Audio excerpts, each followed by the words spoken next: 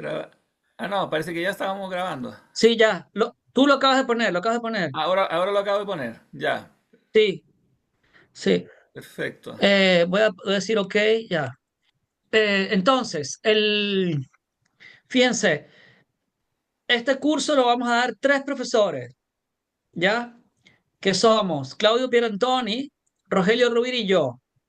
Ahora, Rogelio Rovira tiene un problema personal muy grande y por eso él va a dar el curso simplemente por medio de unos videos que yo les voy a poner y voy a estar en la sesión y voy a responder las preguntas que surjan respecto de esos videos.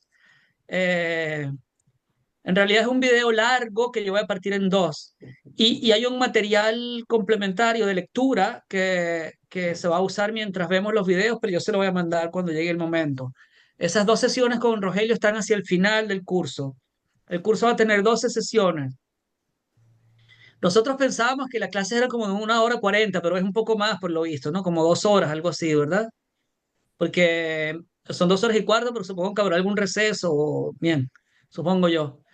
Eh, ya. Entonces, lo que vamos a ver es la llamada filosofía medieval. A mí no me gusta llamar a este periodo de la historia Edad Media, no sé qué piensa Claudio de eso, pero yo lo llamo cristiandad latina o cristiandad griega o yo que sé, o mundo islámico. Pero da igual, vamos a entendernos como filosofía medieval para no, para no complicar la cuestión.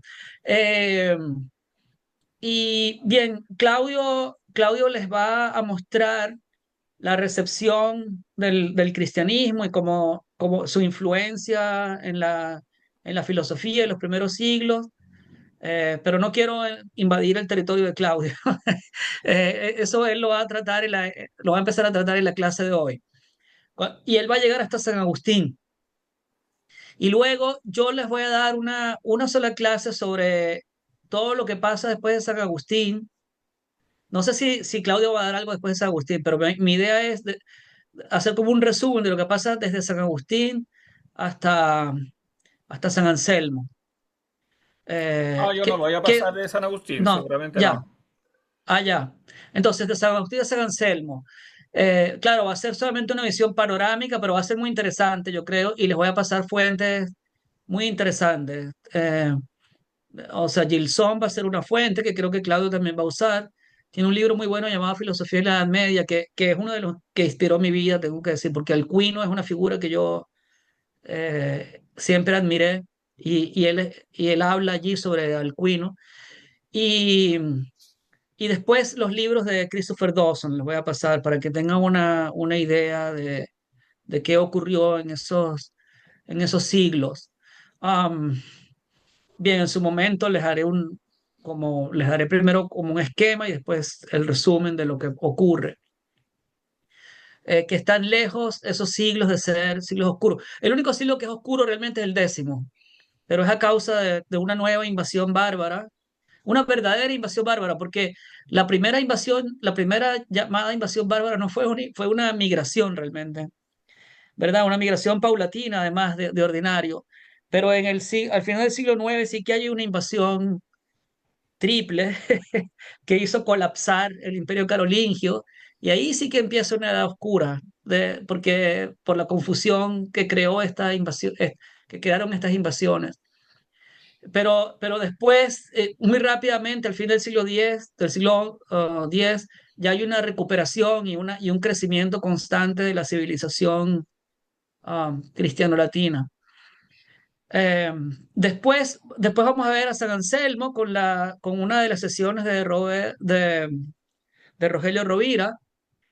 Y después vamos a ver un tema muy interesante para mí, al que yo he dedicado mucho tiempo también en mi vida, que es el surgimiento de la ciencia experimental. Porque contrariamente a lo que se dice de ordinario, la ciencia experimental fue inventada por un teólogo llamado Roberto Grossetesta en 1233. Y vamos a ver los textos preparatorios y el texto donde realmente él formula el proyecto de la ciencia experimental. Y ahí mencionaré también cómo fue recibido ese proyecto y cómo se desarrolló hasta Galileo, pero será como solamente les diré como un esquema, les daré como un esquema general, no puedo entrar en detalle, pero sí les daré fuentes muy interesantes. Sobre todo dos libros de Crombie y uno de Duham. Um, well, después de eso vamos a ver a Santo Tomás y ahí sí nos vamos a detener en unos textos eh, particulares.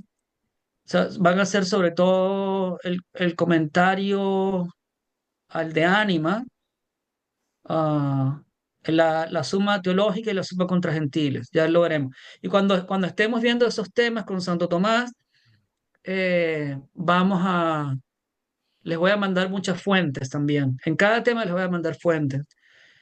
Y luego vamos a cerrar con una clase más de Rogelio Rovira sobre la recepción del argumento ontológico por San Buenaventura primero y por Descartes después. Etienne Gilson, él estudió en la Universidad de París al comienzo del siglo XX y a él le enseñaron en la universidad que Descartes dependía de los antiguos como si no hubieran existido los medievales. Pero después un profesor le recomendó que hiciera su tesis de historia de la filosofía sobre la filosofía medieval y él lo hizo. Y después de pasar muchos años estudiando la filosofía medieval, llegó a la conclusión de que Descartes dependía de los medievales como si no hubieran existido los antiguos. Y eso en la conferencia de Rogelio se ve bastante bien, por lo menos en un aspecto. Bien, entonces ese es como el panorama general. Claudio va a dar el panorama de lo que él va a decir, no quiero entrar en eso porque él lo va a decir inmediatamente. Eh, la evaluación en principio va a ser un trabajo final. Yo no sé, yo quería preguntarles a ustedes cómo hacen la evaluación en estos días en la Universidad Simón Bolívar, porque yo era profesor de la Bolívar y siempre la evaluación era un trabajo final, excepto en lógica, pero no sé ahora. ¿Cómo hacen la evaluación normalmente? ¿Me puede decir alguien? Sí, en líneas generales es un trabajo final entre 4 y 7 páginas, dependiendo del profesor, por ahí, algo por el estilo, un ensayo final. Ya. Ok, no, conmigo puede ser más largo. Yo creo que debería ser más largo. Yo no sé, entre 4 y 7 páginas es muy corto, lo encuentro. Bien. Eh, eh, ya. Después los trabajos finales los voy a dirigir yo o Claudio. Yo creo que Claudio está dispuesto, ¿verdad, Claudio? Claro, si son de la parte, en el fondo, si son más Que centrados tú en vas la a primera enseñar, sí. parte. Ahora Sí. yo creo que, Ahora, yo creo que de todas ajá. formas, o sea, aunque uno lo centre en una parte, creo que igual uno debería acomodar como referencia y relaciones a las otras partes del curso, en el fondo, para mostrar que ha habido recepción de un poco de todo el curso, no todo, todo, pero digamos, que dé como Sí. líneas de ¿Y comparación con tú, y otros. tú quieres hacer como un pequeño examen o no? No, yo creo que no es necesario. No, Examen no es oral, dices necesario, ya. tú. Ahora fíjate, los alumnos regulares son 4. Si los otros alumnos quieren hacer un ensayo para que se lo corrijamos, yo estoy dispuesto a hacer eso también, no me importa, ¿ya? Porque 11 alumnos, que es el total, no es demasiado. O sea, yo lo puedo hacer si alguien quiere hacerlo también. Eso. La otra cosa que quería decir es eso, que vamos a grabar las clases, porque yo sé que alguna gente no podrá conectarse, porque, por ejemplo, tengo uno de los oyentes está en Mérida y a menudo no tiene luz. Entonces, bien, él escuchará las sesiones cuando pueda, vamos a decir. Y qué desastre, Dios mío. Bien, ok. Y, y, y luego, ¿qué otra cosa iba a decir yo? Bueno, no sé cuánto acceso a bibliografía tienen ahora. La biblioteca de la Simón Bolívar está en ruinas. Los hongos se comieron todo, esa biblioteca que era excelente. Pero bueno, lo bueno de este tiempo es que hay, en internet se encuentra mucho. Entonces, y yo tengo miles de PDF. Entonces, ustedes pueden buscar bibliografía en archive.org o donde sea, y si no encuentran, me dicen y yo se la mando. Ahora, les pregunto si saben inglés. Esa es una cosa que me interesa saber. ¿Saben Sí, inglés? yo manejo inglés, sí. Sí, ya. Bueno, si alguno no sabe inglés, que aprenda a leer, porque yo aprendí a leer por mi cuenta, ¿no? Agarra un diccionario y se pone hasta que Se da palos contra ese muro hasta que aprende. Se da golpes contra eso. Ya. Eh, pero en todo caso voy a tratar de mandar fuentes en español. Eh, hay fuentes en español, pero lo que pasa es que es más, o sea, hay muchas fuentes en español, pero están más disponibles en internet en inglés, yo encuentro. Pero bueno, ya ahí veremos cómo se hace cuando llegue el momento, cuando vaya llegando el momento. ¿Y qué otra cosa habría que Oh, decir?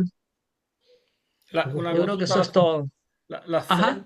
las fuentes las subimos, las mandamos al correo, al grupo de correo. Yo pensaba que bueno, las fuentes de las clases, sí, yo creo el grupo de correo, ¿verdad? Ya. Y las fuentes de los trabajos, eh, a cada uno, por correo también. Mm. Sí, sí. Ahora, las fuentes, yo pensaba mandar las fuentes de cada sesión un poco antes de la sesión. De pronto, de pronto se podrían mandar antes, pero no sé. Claro, Sí. claro, se puede mandar con correos que se refieren a la siguiente clase. Como, Ah, ok, hagamos así, sí, hagamos, o sea, unos 5 o 6 días antes de la sesión pueden recibir por lo menos algunas de las fuentes, porque luego cuando uno está enseñando de repente sale algo nuevo en la discusión o lo que sea, pero claro, después pueden haber agregados. Mm. sí, sí. Ya, eso es todo lo que yo quería decir, yo creo. Bueno, voy a decir una cosa más. El profesor Rogelio Rovira ha sido jefe del departamento de filosofía teórica de la Universidad Complutense y en mi opinión, es el mejor filósofo español vivo, yo creo. Es realmente muy bueno. Tiene trabajos, pero muy impresionantes. Profesor Claudio Perantoni también es muy bueno. No quiero alabarlo en su presencia. Ahora, él tiene un doctorado en patrística por la Universidad de La Sapienza de Roma, ¿verdad? Y un doctorado en filosofía por la Universidad de los Andes en Chile. O sea, tiene dos doctorados. Y yo, bueno, yo tengo un doctorado por Navarra en filosofía y fui profesor de la Simón Bolívar por 7 años, que no sé si ustedes saben eso. Y bueno, y tuve que salir en el 2002, lamentablemente. Y bien, y he dado mucho tumbo en la vida, pero nunca dejé la filosofía. Y pues, sí. Eh, y he escrito bastante, la verdad. También Claudio ha escrito, yo he escrito bastante. Y algunas de esas cosas se las pasaré cuando lleguemos a los temas que vamos a ver en el curso. Ya, eso es todo lo que yo quería decir. Lo voy a dejar con Claudio entonces, ¿verdad? Sí. Bien. Y yo voy a salir, yo creo. A menos que alguien quiera preguntar algo, no sé. Claro, puede que haya preguntas ahora, sí.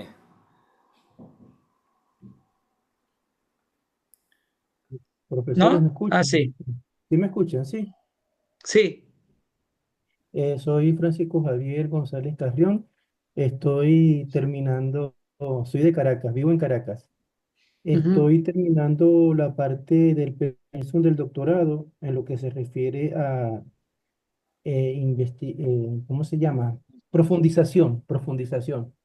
Entonces, quisiera manifestar que estoy muy motivado con esta asignatura que van a llevar adelante ustedes y con la invitación del profesor Roviera en un momento determinado, porque durante todo el periodo de la profundización que me ha tocado, es la primera vez que voy a tener una asignatura de filosofía medieval y de verdad que estoy muy motivado, porque en la formación inicial mía, por supuesto, para la licencia vimos filosofía medieval, pero ahora para el doctorado, un curso, un seminario de profundización, de los 3 años que llevo, esta es la primera vez y por eso estoy sumamente motivado y contento. No, Quiero me decir alegra. eso. Y mira, y es muy importante esta, este periodo del pensamiento, porque realmente es la base de toda la civilización occidental, incluida la filosofía. O sea, yo dije lo de Descartes, que depende de los medievales como si no hubieran existido los antiguos, pero es que Locke también, y es que Hume también, y es que Hobbes también. Es, es una locura que no se estudie, pero ¿qué vamos a hacer?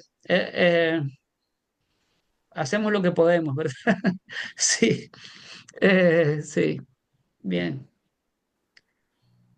Ya, entonces, nada, los dejo con Claudio, ya, a menos que haya otra pregunta, porque Francisco intervino, no sé si alguien más quiere intervenir y ya después me voy. Ah, profesor, sí, Bueno, una precisión que usted dice que es cuando entra el cristianismo, digamos, a la cultura, o sea que ya para este momento, porque desconozco bastante de este periodo, ya para este momento, por ejemplo, el pensamiento estoico ya está en decadencia en ese sentido, desde un punto de vista de no, uso cultural, o más no, bien es absorbido. el pensamiento estoico es absorbido por pensadores cristianos. Yo creo que Claudio va a hablar de eso en su... Es posible que Claudio hable de eso en sus clases, no lo sé. Pero sí, ¿no? El pensamiento, por ejemplo, Cicerón va a ser muy bien asimilado y otros estoicos también van a ser asimilados por pensadores cristianos. Eh, igual, o sea, el pensamiento cristiano va a recibir muchas influencias de la filosofía griega. Originalmente, influencias neoplatónicas, bastante, pero no solo, también tiene influencias estoicas y más tarde influencias aristotélicas. Siempre hubo influencias aristotélicas, pero se hacen mucho más fuertes más tarde, en el siglo XII y en el siglo XIII, como vamos a ver, sí. Y también hay mucha influencia del derecho romano, y en el derecho romano o sea, el derecho romano se convierte en una disciplina por la influencia de Cicerón. Y Cicerón es capaz de hacer, como tener esa influencia por su asimilación de Aristóteles. O sea, el derecho romano es muy aristotélico.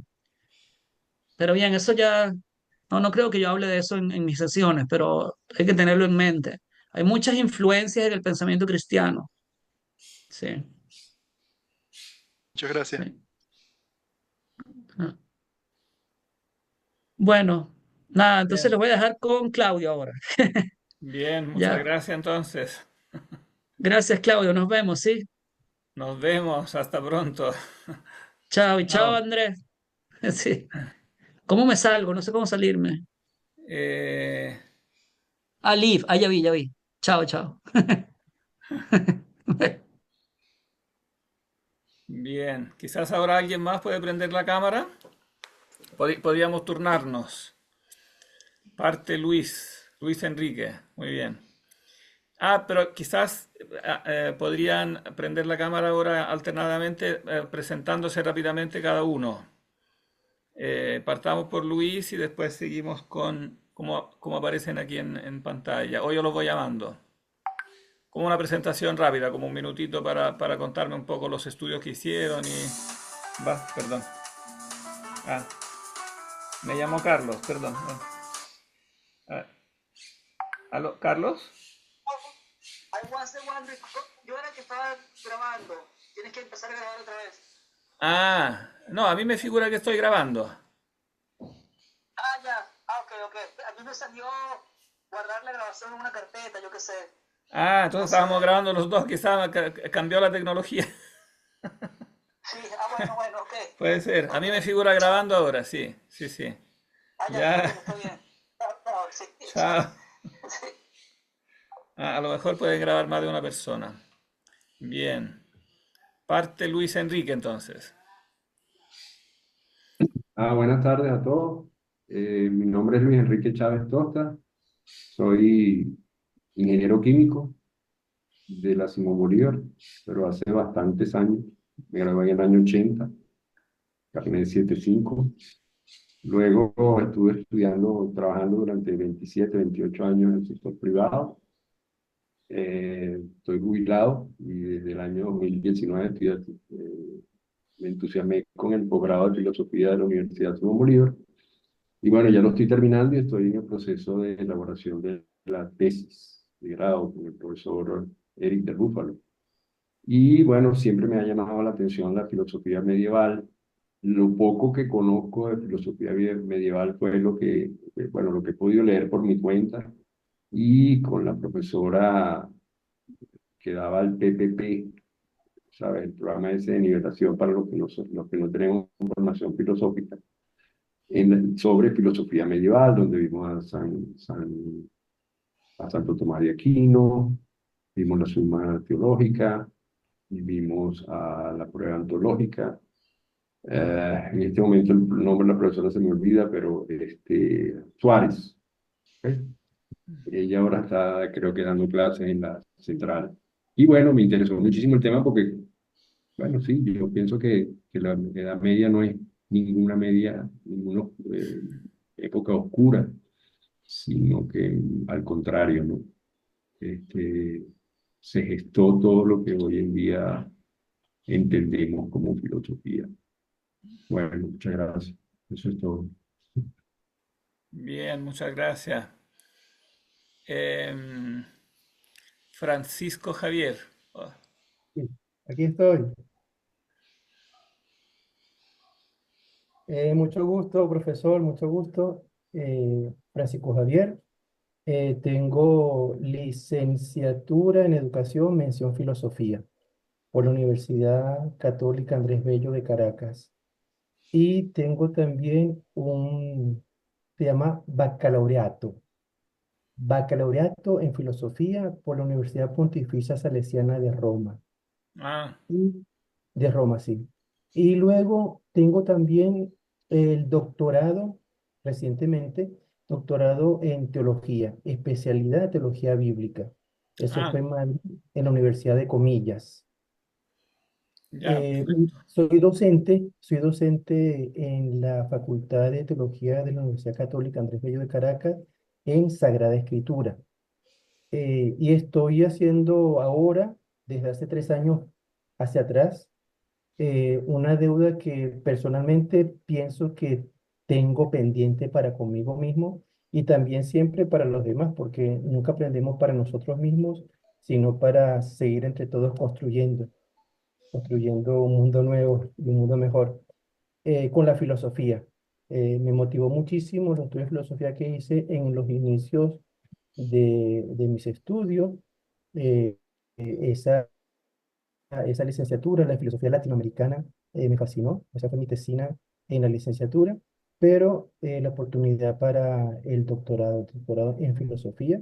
Y me queda ahora redactar el proyecto de tesis y luego a ver si se aprueba las correcciones que me darán para comenzar a trabajar en la tesis doctoral. Esta parte final. Estoy en ello y Ah, como perfecto. decía Entonces tú nos vas antes, a complementar contento toda la parte teológica aquí por de... esta oportunidad en la etapa de profundización de tener un seminario de filosofía medio. Perfecto. Con gusto, con mucho gusto. Gracias. Muchas gracias. Eh, ¿A quién le toca? Miguel.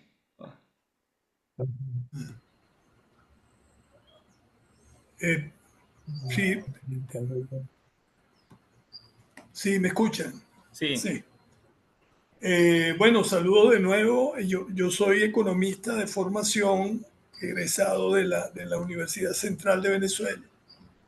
Y desde mi graduación he impartido clases en economía, teoría económica y macroeconomía, historia económica, siempre vinculado a mi profesión de origen. Pero tenía siempre pendiente este estudio y la Simón Bolívar me dio la oportunidad. Ahora estoy en el trabajo de grado de la maestría y espero terminarla, vamos a ver si es posible el año próximo. Esta materia me interesa muchísimo porque aparte de esa falla que traemos en revisar el periodo medieval y todos los mitos que hay en relación a ella, vi que la materia tiene un acento en el tema del libre albedrío y ese me interesa mucho porque es un tópico, es el tópico central de lo que estoy intentando hacer en el trabajo de grado. perfecto. Tú no has tenido antes Gracias. entonces asignaturas como tal de medieval. No, sí, sí. Sí. Con el padre Manuel Teixeira vi San Anselmo, Ah, vimos, sí, y vi Santo Tomás con una profesora que en ese momento yo estaba muy nuevo, no recuerdo su apellido, ella se fue después de Venezuela. y no, en ese momento no recuerdo, con ella vi Santo Tomás, estaba yo muy nuevo en esto. Así que con San Anselmo sí trabajamos el prologio los dos, yo diría que con intensidad, siempre con comillas, pero con mucho interés y con mucho aporte del padre de Manuel Teixeira. Pero no me atrevería a decir lo mismo respecto de Santo Tomás. Y aparte de lecturas dispersas, desordenadas, que uno hace siempre por interés personal, no creo que tengo formación válida en el periodo. Ya, perfecto. Bien. Le toca a Carlos.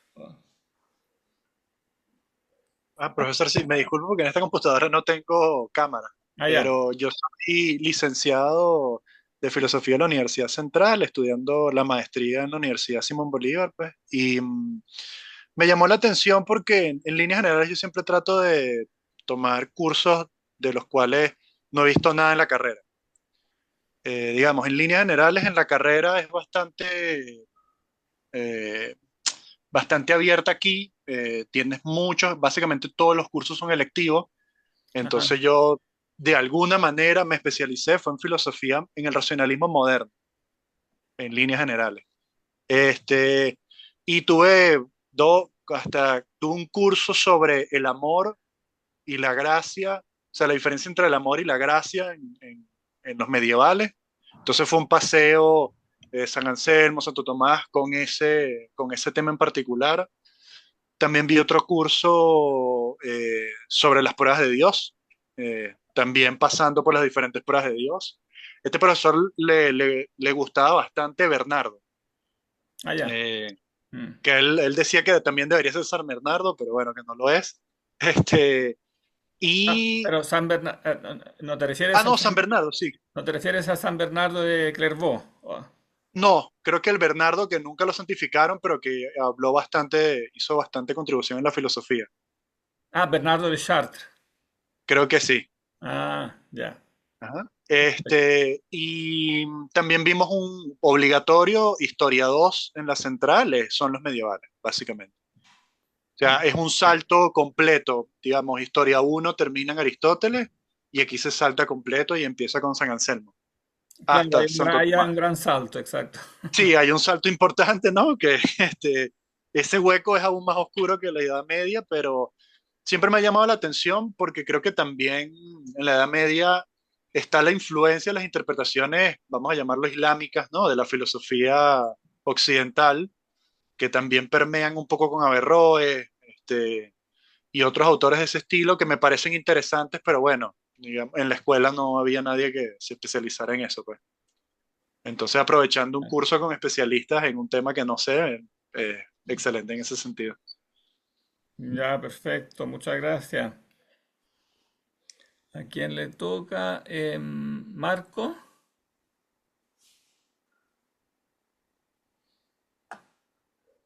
¿no? ¿No nos escuchas? Em, Andrés,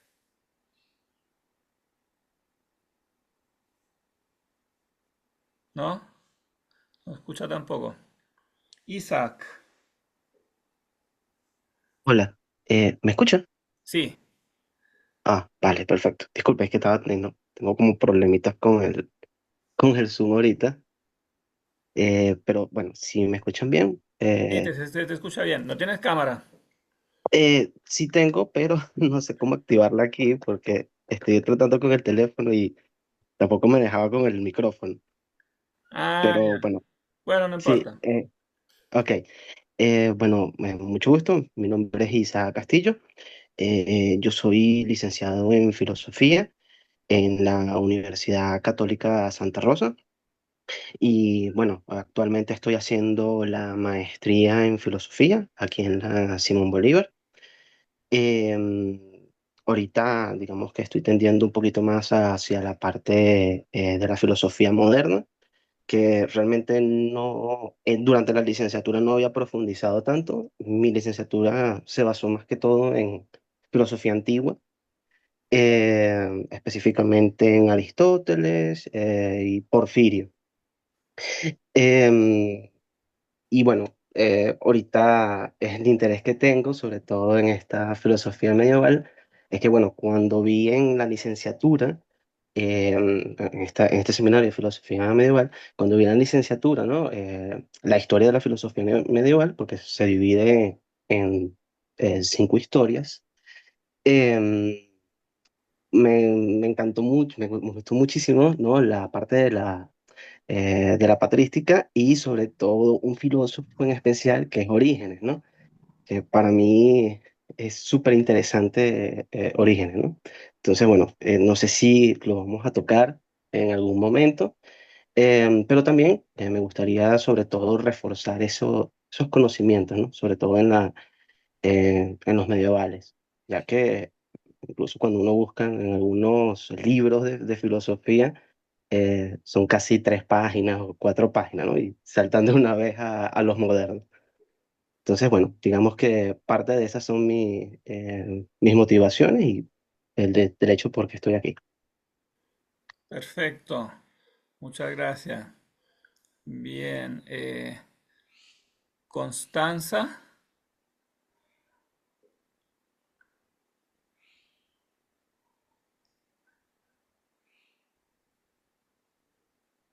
Hola, Hola, estás estoy en la manejando. calle, es obvio. Sí, sí, perdonen. Mi nombre es Constanza de Rogatis, soy licenciada en Artes por la Universidad Central de Venezuela. Eh, Básicamente me he dedicado a ser investigadora en el área de las artes y soy artista visual, me formé como fotógrafa en Italia. Me he desempeñado en esa área desde que me gradué, hace 20 años, más de 20 años, y estoy haciendo la maestría de filosofía. Como no soy formada en licenciatura en filosofía, a las personas que ingresamos en la maestría de la Universidad Simón Bolívar nos hacen hacer un programa de formación, de preparación, en donde nos piden cursar un grupo de materias que se consideran básicas para poder acceder a la maestría. Entre ellas está un grupo de 3 materias vinculadas a filosofía medieval. Digamos que esa es mi vinculación con el tema de la filosofía medieval. Voy a ser más superficial que mis compañeros. Mi interés fundamental en estar de oyente, porque participo de oyente en este seminario, tiene que ver con el currículum de ustedes, los profesores, porque son unas eminencias en el área, porque saben de su materia y me interesaba completar un poco lo que recibí en esas materias formativas iniciales del PPP, con lo que ustedes van a enseñar en este seminario. Básicamente ese es mi propósito. Perfecto, muchas gracias. Nada. Bien, Roberto parece que tenía problemas de conexión, así que quizás después nos puede contar algo. Eh, bueno, veo que tienen diferentes, claro, diferentes historias, diferentes formaciones, entonces, bueno, obviamente cada uno tendrá sus puntos fuertes y débiles. Lo importante es que cada uno haga las preguntas, o sea, que no tenga temor o timidez de ningún tipo a la hora de hacer preguntas, pedir aclaraciones, todo lo que no se entiende, porque a lo mejor para uno va a ser normal utilizar una palabra o referirse a un personaje.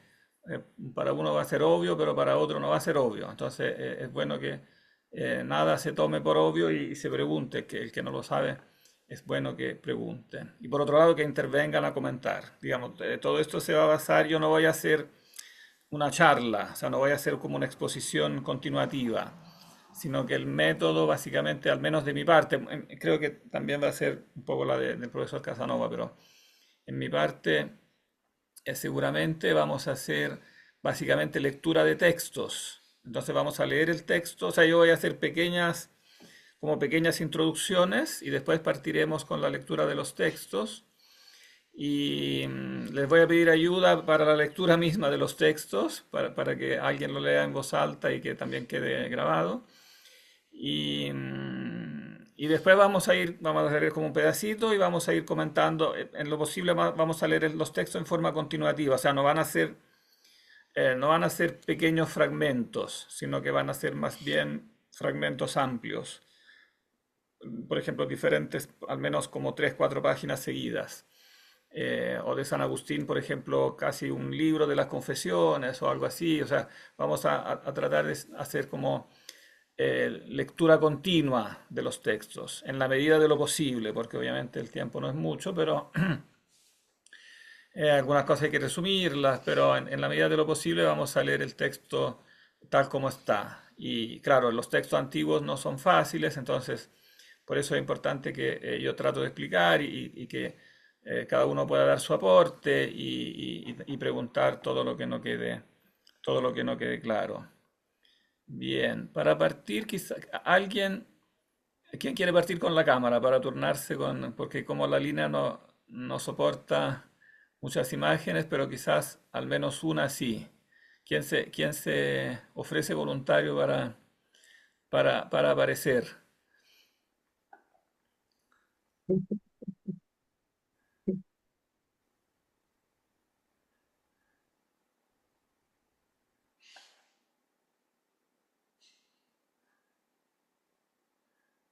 ¿Voluntarios?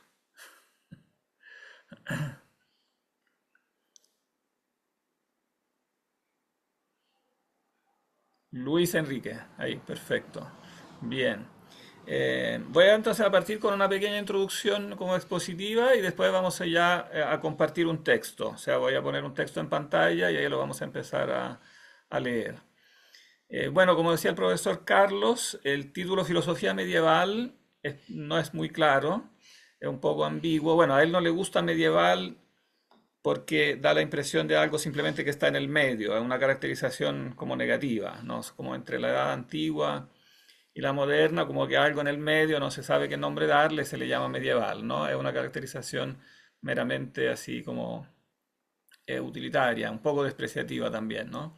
Algo que está en el medio, un paréntesis, ¿no?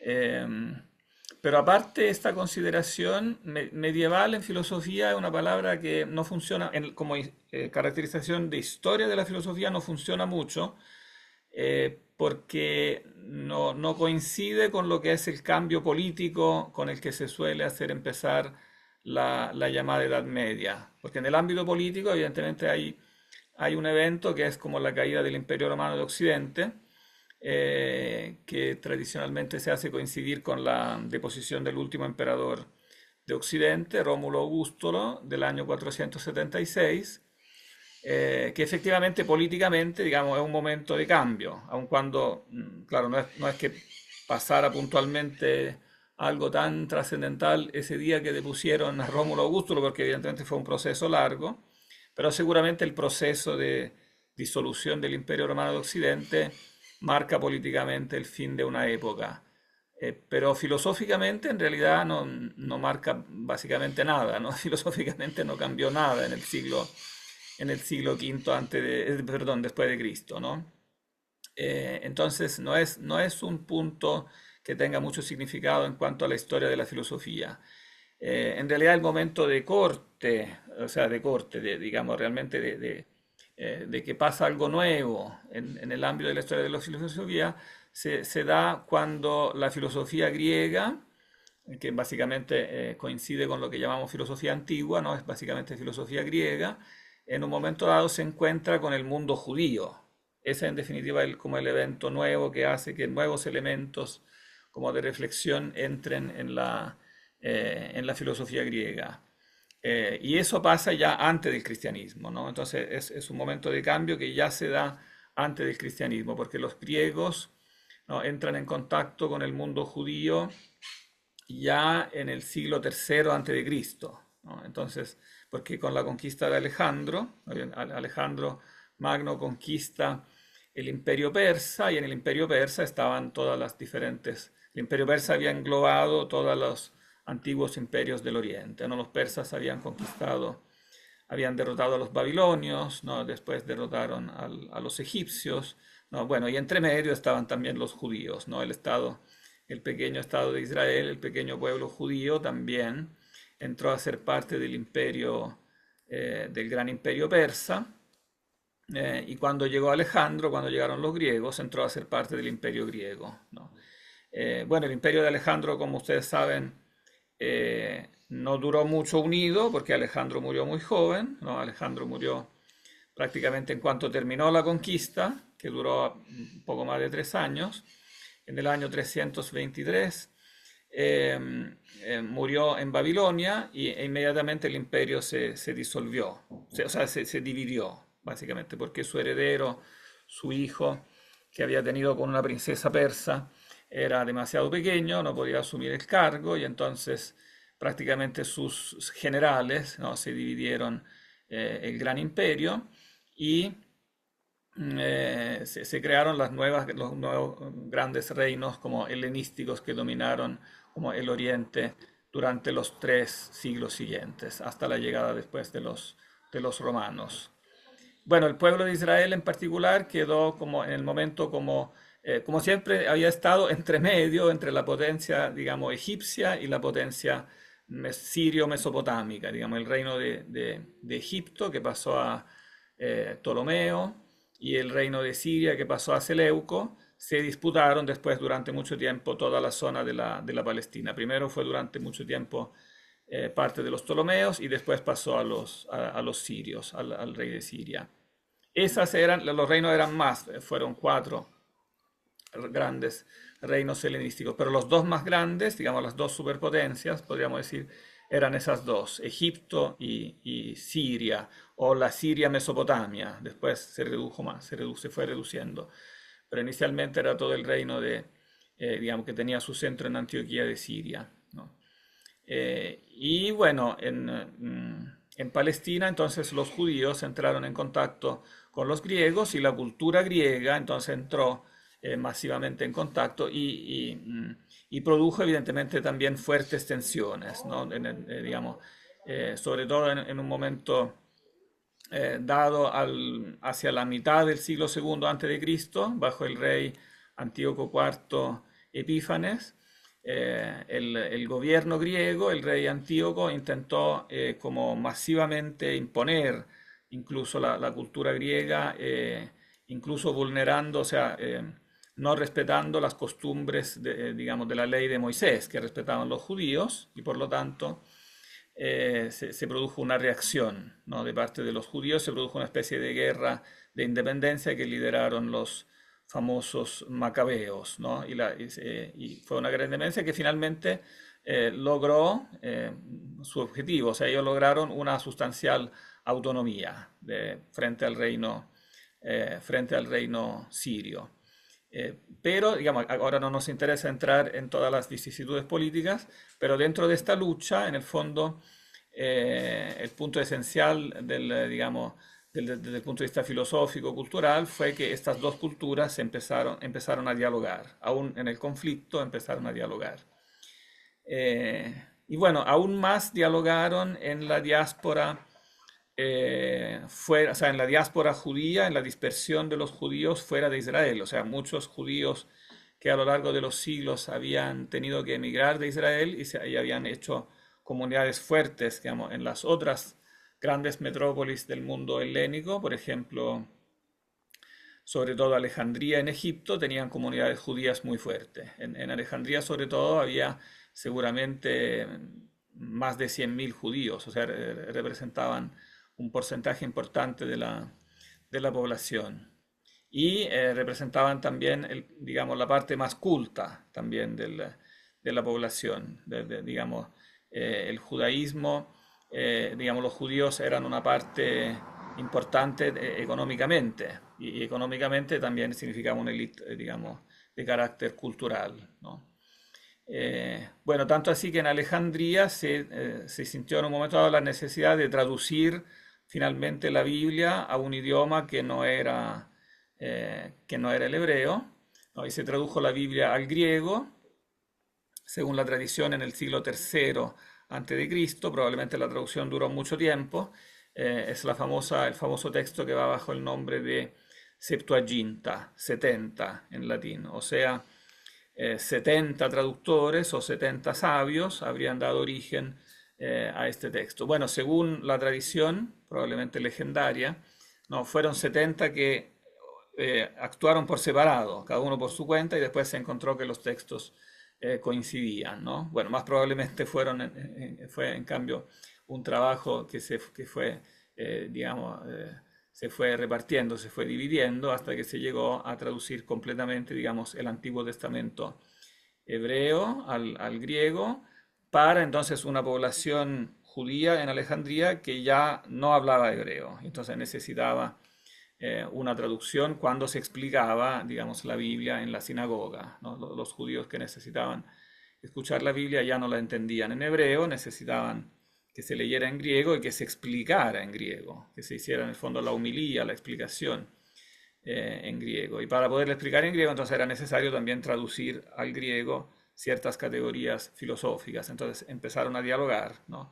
Las como categorías filosóficas de la Biblia que no son, en la Biblia no son expresadas generalmente por medio de doctrinas sistemáticas, ni tampoco con una jerga muy técnica, y en cambio en el patrimonio de la lengua griega estaba toda evidentemente una mayor sistematización y un vocabulario más técnico, de manera que se produce un fenómeno nuevo, que digamos, esta filosofía que los modernos hemos etiquetado como judeo-helenística, ¿no?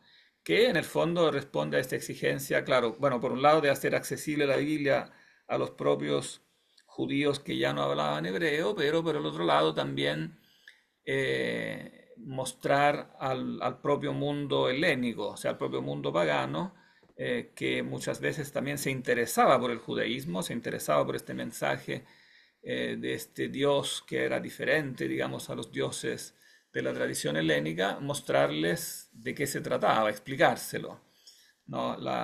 Digamos, una evangelización, llamémosla así, ¿no? Con el término cristiano, una evangelización que hacían también los judíos, un proselitismo. Esa en realidad es la palabra que se creó en esa época, la palabra prosélito, proselitismo, se crea precisamente en esta época para indicar a la persona que provenía del paganismo y que se interesaba en el judaísmo, y entonces los maestros judíos se preocupaban de explicárselo, de hacérselo accesible y razonable, ¿no? En los términos de la filosofía griega. Entonces empezó a reflexionar, para hacer un solo ejemplo, ¿no? Sobre palabras como alma, ¿no? Pues cuál es la diferencia, digamos, la estructura antropológica, la diferencia entre alma y cuerpo, el tema de la inmortalidad del alma, el tema de la naturaleza divina, digamos, todos estos temas que evidentemente están en la Biblia, pero están en forma narrativa, ¿no? Empezaron a traducirse en forma de vocabulario más técnico. Bueno, y no solo se ha llegado a ese punto, después de haberse traducido el Antiguo Testamento hebreo, bueno, y en parte arameo al griego, también se escribieron nuevos libros, o sea, los judíos, sobre todo de Alejandría, escribieron nuevos libros directamente en griego, ¿no? Y algunos de ellos han entrado después a ser parte del canon, bueno, del canon católico, no del canon judío, porque después los judíos, después veremos por qué, en un momento dado cerraron el canon de la Biblia hebrea, excluyendo todo lo que era en cambio griego. El ejemplo más importante, al menos para la filosofía, es el libro de la sabiduría, el que tenemos, digamos, hasta hoy en el canon católico, el libro de la sabiduría. El título completo sería Sabiduría de Salomón, ¿no? Es un libro claramente escrito por un judío, pero completamente en griego, ¿no? Bueno, otros libros pues fueron traducidos al griego, y de los cuales hemos perdido el original hebreo, como por ejemplo el libro del Eclesiástico, ¿no? Que fue originalmente escrito por un judío en hebreo, pero después el original hebreo se perdió y nosotros tenemos la traducción. Repito, solamente en el canon católico, porque los judíos en un momento dado, en un momento posterior, en realidad, posterior a la llegada del cristianismo, después veremos por qué, excluyeron todo lo que estaba en griego, porque dijeron, no, la Biblia es hebrea, y digamos, fue un movimiento como de cerrazón, y entonces cerraron el canon excluyendo todo lo que era griego. Pero todo eso pasó al canon cristiano. Profesor, Eh, Francisco profesor, Javier. sí, para agregar que todos los libros del Nuevo Testamento se escribieron en griego. Todos los libros del Nuevo Testamento están en griego. Los evangelios, las epístolas de Pablo, las otras epístolas y el Apocalipsis. Todo en griego. Griego koiné. Exacto, claro, claro. Sí, para los cristianos, a pesar de que la primera generación cristiana, los apóstoles, los evangelistas, digamos, eran judíos, pero el cristianismo fue muy rápido en salir, no, muy pronto salió de los confines de Israel, ¿no? Nosotros lo sabemos bien ya por el relato de los hechos de los apóstoles y por las cartas paulinas, ¿no? El cristianismo fue predicado fuera de Israel y seguramente ya desde los primeros años 40, o sea, desde menos de 10 años, ¿no? Después de la muerte y resurrección de Jesús. Y muy rápidamente, ¿no? Fue predicado y en muchas ciudades contemporáneamente, ¿no? Lo tenemos, ¿no? Al mismo tiempo en Corinto, en Éfeso, digamos, en todas las grandes ciudades del Oriente griego, ¿no? Y muy rápidamente llegó también a Roma y a otras ciudades de Occidente. De manera que para los cristianos, claro, desde el primer momento, el idioma estándar fue el griego, ¿no? Nunca se usó más, o sea, salvo en Palestina, obviamente, no, nunca se usó el hebreo para... Bueno, algunos biblistas hipotizan que existió algún borrador primitivo del Evangelio de Mateo no, en hebreo, pero son puras hipótesis. En realidad no tenemos nada de eso. Tenemos hebraísmos, claro, es un griego especial el griego de los evangelios porque incluye hebraísmos, arameísmos, a menudo es un griego que no es muy clásico, ¿no? Que tiene elementos sintácticamente, gramaticalmente un poco raros porque contiene hebraísmos, pero está todo escrito evidentemente en griego, ¿no? Bueno, después hubo sobre todo esto, a propósito, para completar lo que decíamos antes del canon bíblico. ¿Todos me entienden cuando digo canon bíblico? Esta palabra, canon. Sí, creo que sí. O sea, ¿Sí? son los libros admitidos, pues, ¿no? Como fundamentales de esta religión. Exacto, o sea, en el fondo la lista oficial, ¿no? La lista oficial de los libros que eh, los católicos, por ejemplo, reconocemos como Sagrada Escritura, o sea, como inspirados, como divinamente inspirados, ¿no?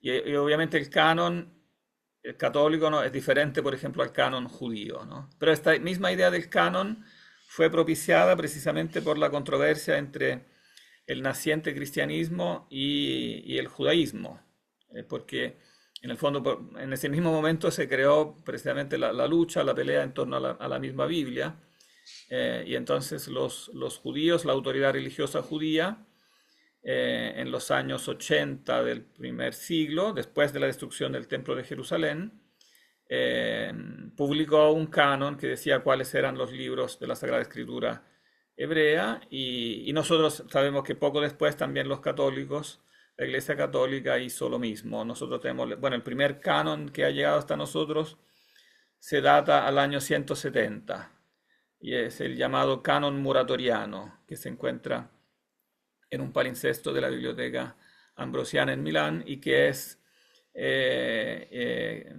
refleja prácticamente una publicación de la Iglesia Romana, o sea, se remonta a la Iglesia Romana de la mitad del siglo segundo.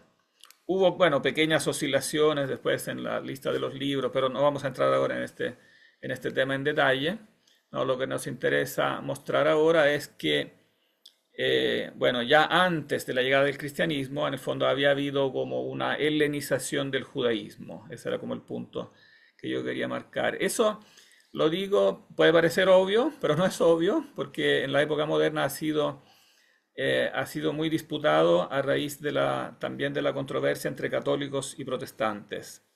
Porque Lutero y después otros, digamos, teólogos que siguieron la tradición luterana, consideraron con sospecha precisamente el influjo de la filosofía en el cristianismo. O sea, dijeron, que el cristianismo no era una filosofía, que todo lo que era filosofía para el cristianismo era una especie de enfermedad, una especie de virus que se le había pegado a los cristianos en un determinado momento, como que al entrar en contacto con los griegos durante la predicación cristiana se habían contaminado con este virus, y entonces casi como si después la labor del teólogo protestante fuera esto de purificar del virus filosófico. A veces Lutero decía del virus aristotélico, como que demasiada filosofía. Claro, en tiempo de Lutero, digamos, como todas también las deformaciones, tenía una parte de verdad, porque evidentemente la filosofía en la Edad Media tardía, con el progreso de las universidades, la especialización de las facultades de teología, hay una cierta parte de verdad en decir que había un exceso de filosofía, en el sentido que el que se acercaba a la teología se encontraba con un exceso quizás, ¿no? de sutileza filosófica, de especulaciones filosóficas demasiado abstrusas, ¿no? Que terminaban alejando al joven estudiante que se acercaba a la teología, según Lutero, terminaban un poco alejándolo de la fe, terminándolo lo alejaban como de lo esencial de la fe o de la gracia, ¿no? Como reduciéndolo a todo como a cosas racionales, etcétera. Una cierta razón tenía en eso Lutero, pero exageró bastante en eso, como descalificando la filosofía de un modo demasiado tajante e incluso excluyendo entonces a todo lo que era griego. Lutero lo excluyó del canon, imitando en eso a los fariseos que habían hecho eso para el canon judío. Por eso en las Biblias evangélicas no van a encontrar, por ejemplo, el libro de la sabiduría, ¿no? Porque está en griego, contiene filosofía y está en griego. Y entonces, bueno, y un poco esta contraposición, de una u otra forma, ha llegado hasta nuestros días, ¿no? Hasta hoy se van a encontrar ustedes con cristianos o católicos que piensan que la filosofía es algo bueno y otros que piensan que es algo malo, que como que no ayuda a la fe, ¿no? Hay esta ambivalencia de la filosofía con relación a la fe.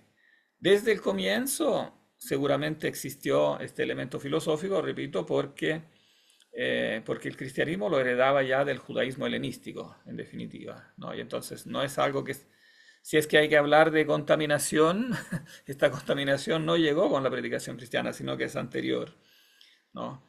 De hecho, cuando los autores del Nuevo Testamento escriben, basta pensar a cuando se escribe el prólogo de San Juan, ¿no? En la primera línea encontramos, como en el principio era el logos, en el principio era el verbo, ¿no? Que es una palabra técnica de la filosofía griega, ¿no? Claramente una palabra sacada tal cual de la tradición filosófica griega. Lo que a veces se pierde un poco en las traducciones modernas, ¿no? Porque en las Biblias modernas leemos, en el principio era la palabra, muchas veces, ¿no? Y el lector moderno cuando lee la palabra no capta generalmente, a no ser que alguien se lo explique, no capta que se trata de una palabra filosófica que tiene como un impacto filosófico fuerte, cosa que en cambio sí se capta en el término griego logos, ¿no? Porque logos, no es que sea incorrecto traducirlo con palabra, pero el rango semántico es más amplio, ¿no? Logos significa no solamente palabra, sino que también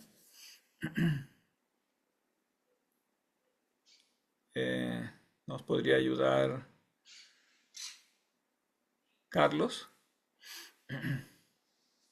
Sí, bueno, tengo varias interpretaciones. Yo no sé griego, pero estas son cosas de profesores que han comentado, que va desde el lenguaje, bueno, eso, palabra podría ser lógica. Hay un profesor que creo que me parece como bastante peculiar que él lo menciona, que también es razón en el sentido de la razón de algo equivalente a otra, no razón de raciocinio. Sí, esas son las más que yo recuerdo a este momento. Claro, en el fondo palabra, claro, refleja lo que es la razón, la racionalidad, la mente, en definitiva. O sea, detrás de la palabra tiene que haber una racionalidad, y detrás de la operación racional tiene que haber una mente, en definitiva, ¿no? Bueno, y era lo que la filosofía griega había estado reflexionando prácticamente desde sus orígenes, ¿no? Encontramos el logos ya en la primitiva filosofía griega antes de Sócrates, ¿no? Ya, por ejemplo, en Heráclito, ¿no? Cuando él dice que detrás de todo hay logos, ¿no? O sea, el mundo, las cosas del mundo fluyen, nunca están quietas, siempre están en un perpetuo fluir, pero detrás de las cosas hay que entender cuál es el logos, o sea, cuál es la racionalidad detrás de las cosas, ¿no? Bueno, y sobre eso después había meditado, bueno, prácticamente todos los filósofos griegos, pero digamos, en medida yo diría sobresaliente, sobre todo Platón, ¿no? Platón formula, precisamente a raíz de esas primitivas intuiciones, formula la famosa teoría de las ideas, ¿no?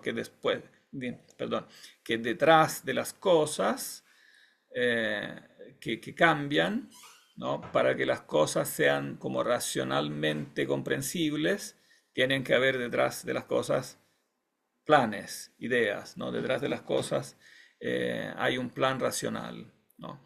Y las ideas tienen una caracterización ontológica distinta a las cosas, porque precisamente por eso las cosas son el mundo del devenir, ¿no? Del llegar a ser, gignestai, en griego se usa el verbo, bueno, no voy a utilizar muchas palabras griegas, pero con algunas sí los voy a afligir. Y una de estas es gignestai, es el verbo gignomai. Voy a escribirlo acá en la pizarra si es que la encuentro. No, en el chat, más fácil. ¿Dónde está el chat? Acá. Chat. Gignestai. Que es el mismo verbo, la misma raíz del que viene el sustantivo génesis. No, fíjense que cuando nosotros hablamos del primer libro de la Biblia, como también de los primeros 5 del Pentateuco, usamos puras palabras griegas, ¿no? Y la primera es Génesis. Son textos hebreos, pero los títulos que usamos son griegos, ¿no? La creación, el llegar al ser, el momento en que las cosas llegan a ser. Y entonces, bueno, esa es la gran reflexión de Platón, en el fondo. Detrás del mundo del devenir que llega al ser debe postularse, para justificarlo racionalmente, un mundo de las ideas, un mundo donde las cosas encuentran su justificación racional y por lo tanto tienen un estatuto ontológico distinto al del devenir porque las ideas son estables, son eternas, ¿no?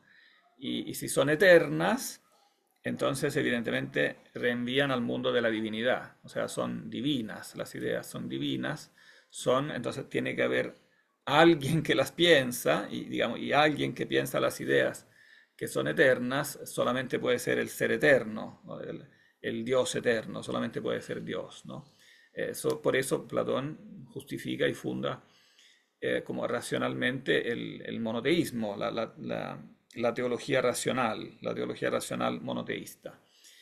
Bueno, y eso le acarreará problemas, ¿no? Ya a Sócrates, pero después también en parte a Platón, porque eso parecía no coincidir mucho con la religión tradicional griega, no era tan fácil de entender, entonces creó varios problemas, creó una cierta también en todo el mundo clásico griego, una tensión fuerte, ¿no? Entre religión y filosofía, porque precisamente la filosofía en este momento fuerte que tiene con la especulación platónica, pareciera presentarse como una crítica a la religión tradicional, ¿no? Que también es para los griegos la religión del Estado, la religión de la ciudad, de la polis. Entonces se veía como una traición a la polis, etcétera, ¿no?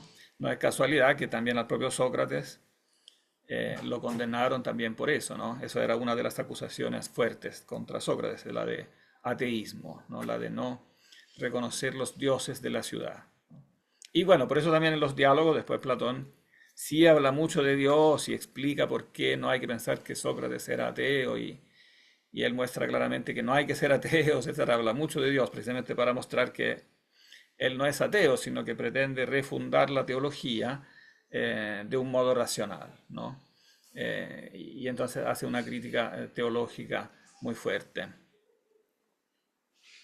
Y bueno, entonces todo esto, repito, bueno, se recibe ya en el judaísmo alejandrino, como decíamos, y después lo tenemos de una forma muy fuerte ya al comienzo del del propio Evangelio, ¿no? Cuando se da una especulación, digamos, más teórica sobre la naturaleza divina de Jesús, quién es Jesús en su dimensión divina, se le asocia con esta palabra que viene de la filosofía griega, o sea, para explicar qué es filosóficamente este hijo, como esta relación del padre y del hijo, se utiliza esta caracterización de la filosofía griega. Él es el logos, ¿no? Que existe, que está en el principio, dice el prólogo de San Juan, es el logos que está en el principio, por quien todo fue hecho, ¿no?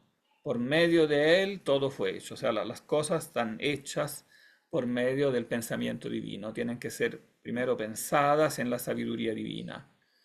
El libro de la sabiduría hablaba de la sabiduría precisamente, y en cambio el Evangelio usa la palabra logos, pero ambos, Sofía y logos, las dos eran palabras técnicas de la filosofía griega, ¿no? La Sofía era femenino, no un sustantivo femenino, Sofía, sabiduría, eh, probablemente también por eso no calzaba con lo que quería decir el prólogo, porque el prólogo dice que después el logos se encarna y es la misma persona, ¿no? que se encarna en Cristo, que es masculino, Jesús de Nazaret, y entonces era también necesario que la palabra que lo indicara fuera masculina, ¿no? Y quizás por otros motivos también, no lo sabemos con seguridad, pero seguramente uno de los motivos clave es ese, ¿no?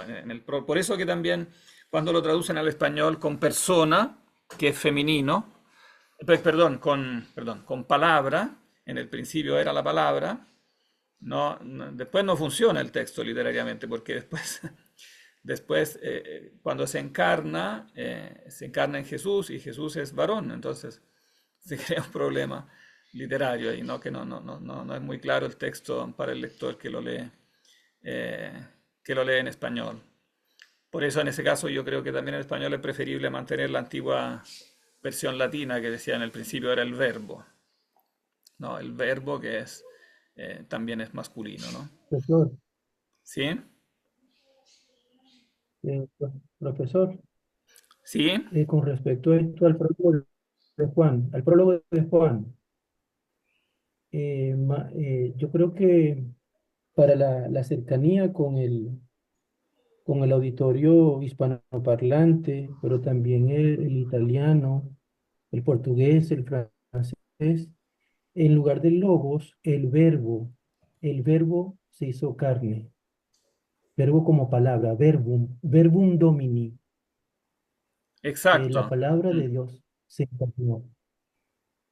Sí, yo también creo que al final la traducción más aconsejable es mantener la palabra latina. Claro, los latinos tradujeron logos con verbum, porque verbum significa palabra en latín, eh, pero después ha quedado en los idiomas modernos tradicionalmente y entonces se entiende, ¿no? Claro, obviamente también hay que explicarlo, pero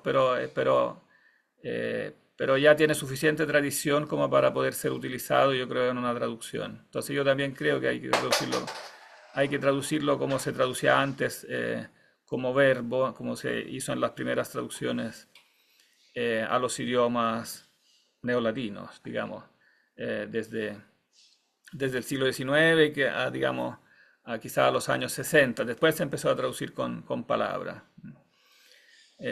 Claro, palabra evidentemente también tiene un aspecto importante porque la palabra permite conectar el texto de Juan 1 a Génesis 1, cuando dice Dios dijo, no Dios dice, y la luz, y se hizo la luz, etcétera. Todo digamos, el texto del Génesis muestra a Dios hablando. Entonces, claro, palabra, eso hace claramente referencia a ese hablar de Dios, ¿no? Claramente el texto de prólogo de San Juan quiere que el lector tenga en mente, presupone que el lector tenga en mente la referencia a Génesis 1, ¿no? Seguramente. Y bueno, en el mismo prólogo de San Juan se ve claramente ahí como qué pasó en este momento de la primitiva recepción de la filosofía griega por el cristianismo, porque por un lado en los primeros versos del prólogo se habla un lenguaje que un filósofo griego podría haber fácilmente entendido, ¿no? La palabra principio, también la búsqueda filosófica griega siempre había sido una búsqueda de principios, ¿no? Otra palabra griega que les voy a anotar aquí. No van a ser muchas, pero una media docena de palabras griegas las vamos a manejar. La palabra griega es arché, que significa principio,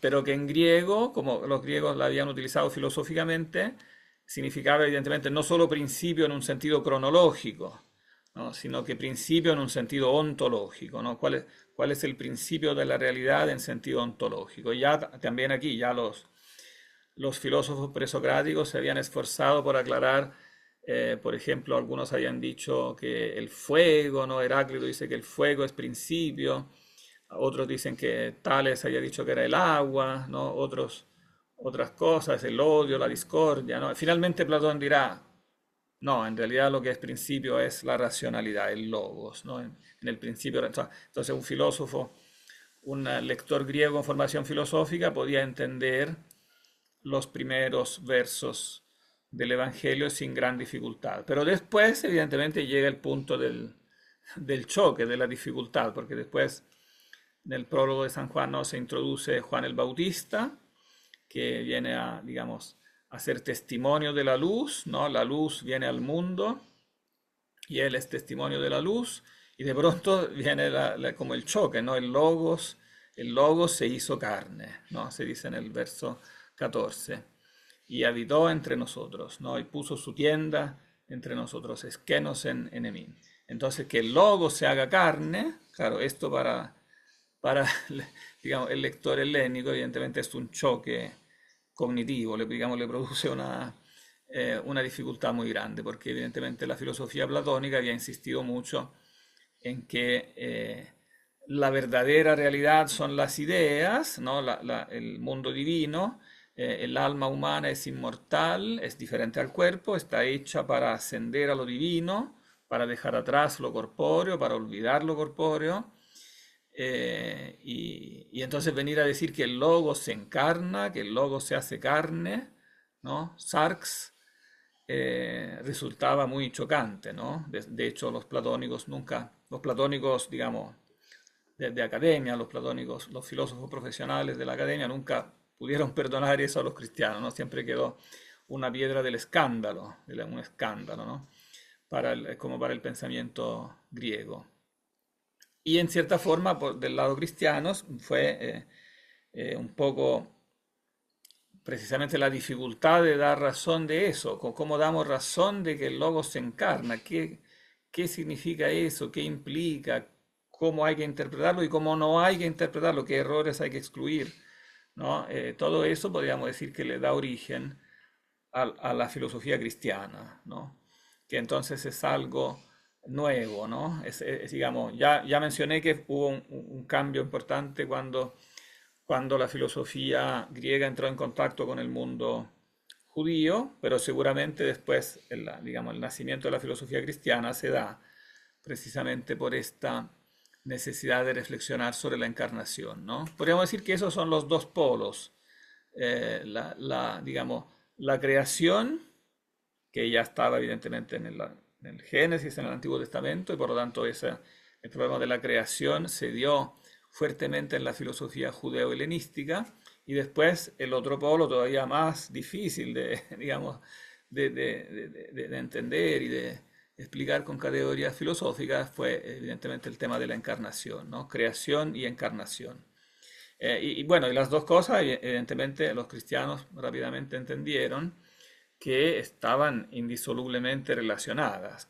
Digamos, si Dios es el Dios creador por excelencia, ¿no? Entonces la creación es buena, y entonces también tiene, digamos, si se entiende a fondo ese concepto, que la creación hasta el fondo es buena, entonces se puede entender evidentemente la legitimidad de la encarnación, ¿no? Porque aunque sea algo imprevisible, superior a la comprensión humana, pero ya deja de ser una contradicción. Si se entiende hasta el fondo que la creación es algo bueno, que lo creado no es malo, que no depende, no es algo que hay que dejar atrás, olvidar, etcétera, sino que algo que Dios quiso por sí mismo, con su voluntad buena. Entonces tiene sentido plantear, o sea, aceptar, empezar por lo menos a entender qué significa que Dios se encarna, ¿no? Después eso tendrá otros también desafíos por solucionar, pero al menos, eh, digamos, estaba la categoría de base, digamos, estaba despejada para poderlo entender, digamos. Bien, no sé si hay preguntas hasta acá. Pe- eh, Tengo una duda. En cuanto a lo que comentó ahorita acerca de la creación, bueno, se sabe que en la filosofía platónica obviamente está la idea del demiurgo, ¿no? Eh, Esa concepción del demiurgo platónico es del creador, ¿no? Es diferente en qué sentido con la idea de un Dios cristiano em, creador. O sea, ¿cuál sería como ese punto que nosotros podemos decir, bueno, difieren? Ah, sí, esta es una excelente pregunta, claro. Porque, claro, hay que partir diciendo que Platón, en cierto sentido, sí habló de la creación. O sea, él llegó a entender que hay algo así como una creación, ¿no? Porque, claro, una vez planteada la doctrina de las ideas y habiendo dicho entonces, en el fondo, que las cosas responden a una racionalidad y que la racionalidad tiene que estar en una mente y esta mente tiene que ser divina, entonces, claro, el paso siguiente, y efectivamente Platón dio ese paso en una obra muy importante que la voy a anotar acá, probablemente una de las últimas que Platón escribió, que se llama el Timeo. Después lo voy a subir, o sea, se lo voy a mandar como fuente, el Timeo, sobre todo algunas paginitas para que las lean si están interesados, porque es muy interesante sobre este tema de la creación. En el Timeo, como decía Isaac, se muestra esta figura del demiurgo, que significa, básicamente, en griego, demiurgo significa artesano, ¿no? Entonces, tal como, en el fondo, la analogía es clara, ¿no? Tal como un artesano hace una casa, tal como uno, en el fondo, tal como uno cuando ve una casa llega a la conclusión lógica que tiene que haberla hecho un artesano, ¿no? Así cuando uno ve el mundo organizado, ordenado, etcétera, con leyes, etcétera, tiene que llegar a la conclusión que hay un artesano divino, ¿no? Un arte divino, dice Platón en el Sofista, por ejemplo, habla de una teia tecne, un arte divino. Y después en el Timeo, el protagonista precisamente es el dios Demiurgo, o sea, es este personaje divino que mirando las ideas, dice él, forma la materia de forma las cosas de la materia prima. Bueno, tiene diferentes términos para indicar esta cosa misteriosa de la cual, este sustrato misterioso que había siempre, digamos, suscitado el interés de los filósofos también desde el comienzo, ¿no? Las cosas cambian, pero detrás de lo que cambia tiene que haber algo que es como sustrato de las cosas, digamos, que es aquello que cambia cuando cambian las cosas, como cuando yo tengo una cera y con la cera hago diferentes figuras, pero la cera es siempre ella, digamos, o sea, hay un sustrato común, ¿no? Así tiene que haber una materia prima. Obviamente estoy usando materia prima en este sentido filosófico, ¿no? No materia prima en el sentido que lo ocupamos en la industria cuando decimos el cobre es la materia prima, ¿no? Esto es materia prima en el sentido más primo, más primero, ¿no? Como originario, como ese sustrato primero de las cosas que nunca se alcanza realmente a saber qué es, ¿no? Los físicos ahora se dan cuenta que cuanto más a fondo estudian como los secretos de los átomos y de las partículas subatómicas cuanto más a fondo van, menos se encuentran, o sea, como que en el sentido que más misterioso se hace, ¿no? No es que menos encuentran, no, encuentran más cosas, pero quiero decir, más misterioso se hace qué es este sustrato primitivo que está detrás de las cosas que vemos, ¿no? Entonces, por eso Platón ahí se da cuenta de este problema y dice, pero tiene que haber algo de lo cual Dios, digamos, mirando a las ideas, sacó las cosas. O sea, este sustrato es algo así como informe y Dios le da forma ¿no? Mirando a las ideas. Y yo diría lo que falta es algo fácil de decir, pero que Platón, y yo creo que ninguna filosofía externa a la Biblia ha llegado en el fondo a formular. La creación como nosotros la entendemos es una creación absolutamente de la nada, ¿no? O sea, la filosofía se había ejercitado durante siglos diciendo qué es este algo, ¿no? De lo cual Dios saca las cosas, y finalmente la Biblia viene y dice, no, es que no era nada, Dios crea de la nada.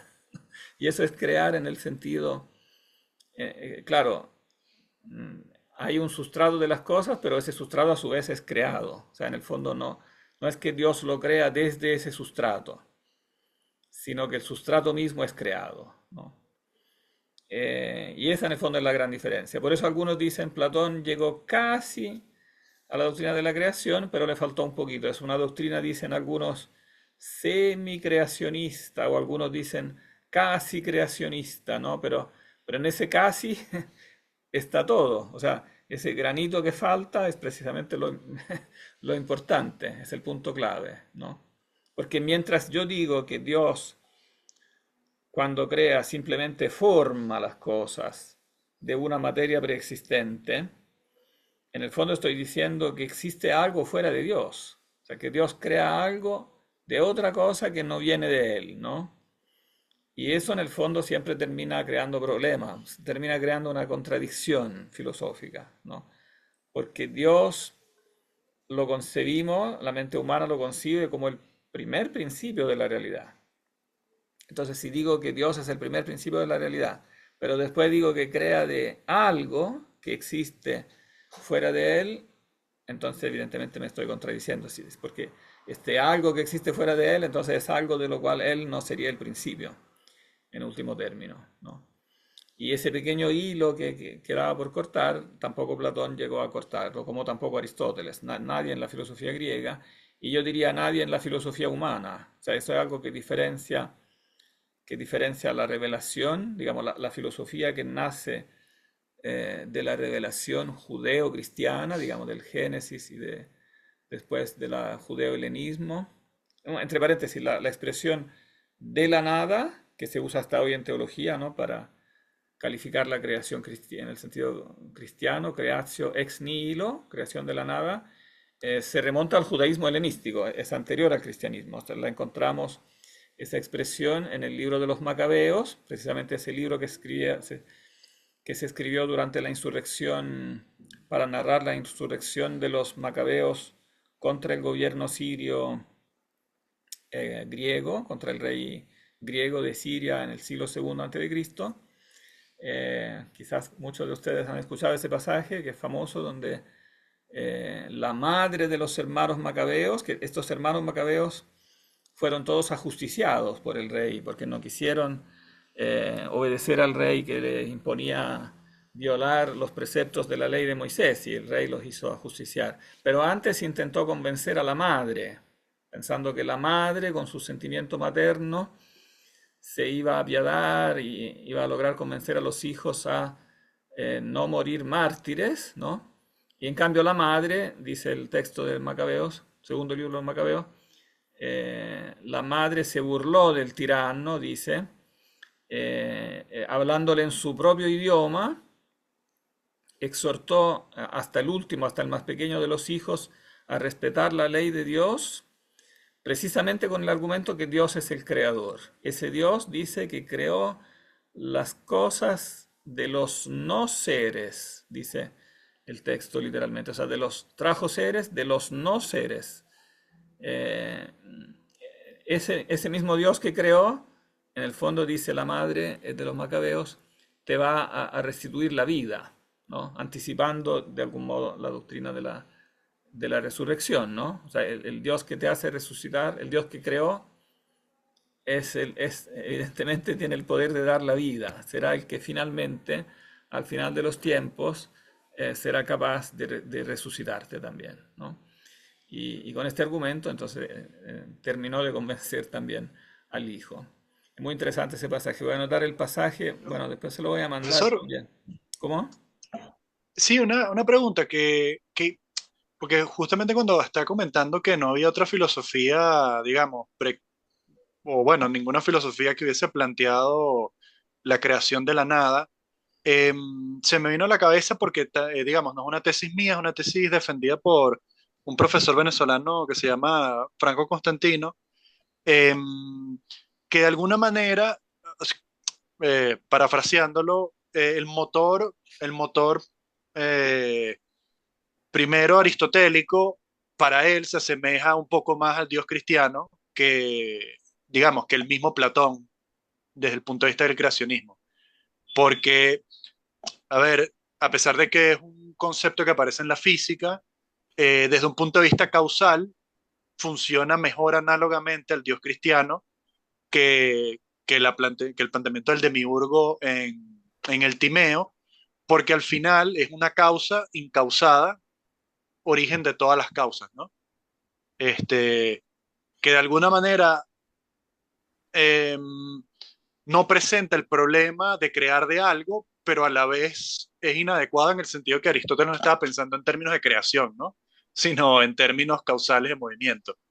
Pero bueno, me pareció una tesis interesante ahora que usted menciona, pues digamos, esta diferencia importante entre Platón y la filosofía cristiana. No sé si quisiera comentar algo al respecto del primer Sí, motor aristotélico.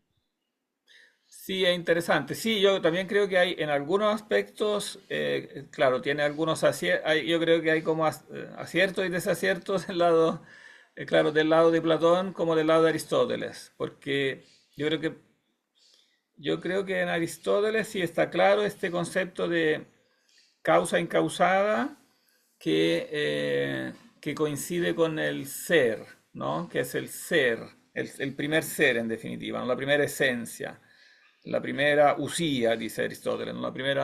La primera sustancia. En ese sentido yo creo que es una formulación correcta que los cristianos retomarán, ¿no? Dios es el primer ser, es el mismo ser subsistente, ¿no? Dirán. Pero por otro lado, Aristóteles tiende a pensar que el mundo es eterno. No, en ese sentido no hay creación en Aristóteles, porque él tiende a pensar que en las cosas, claro, las cosas están formadas por materia y forma, pero de algún modo ambas son eternas, ¿no? Como que las formas están ahí eternamente informando las cosas. Claro, las cosas fluyen, pero detrás de ellas como que las formas no se crean ni se destruyen, ¿no? O sea, tienen esta como permanencia. Claro, es una doctrina un poco extraña en el sentido de la de Aristóteles, porque él dice, tal como Platón, que hay formas detrás de las cosas, ¿no? Y Platón utiliza, nosotros lo traducimos diferente. En el caso de Platón decimos las ideas de Platón.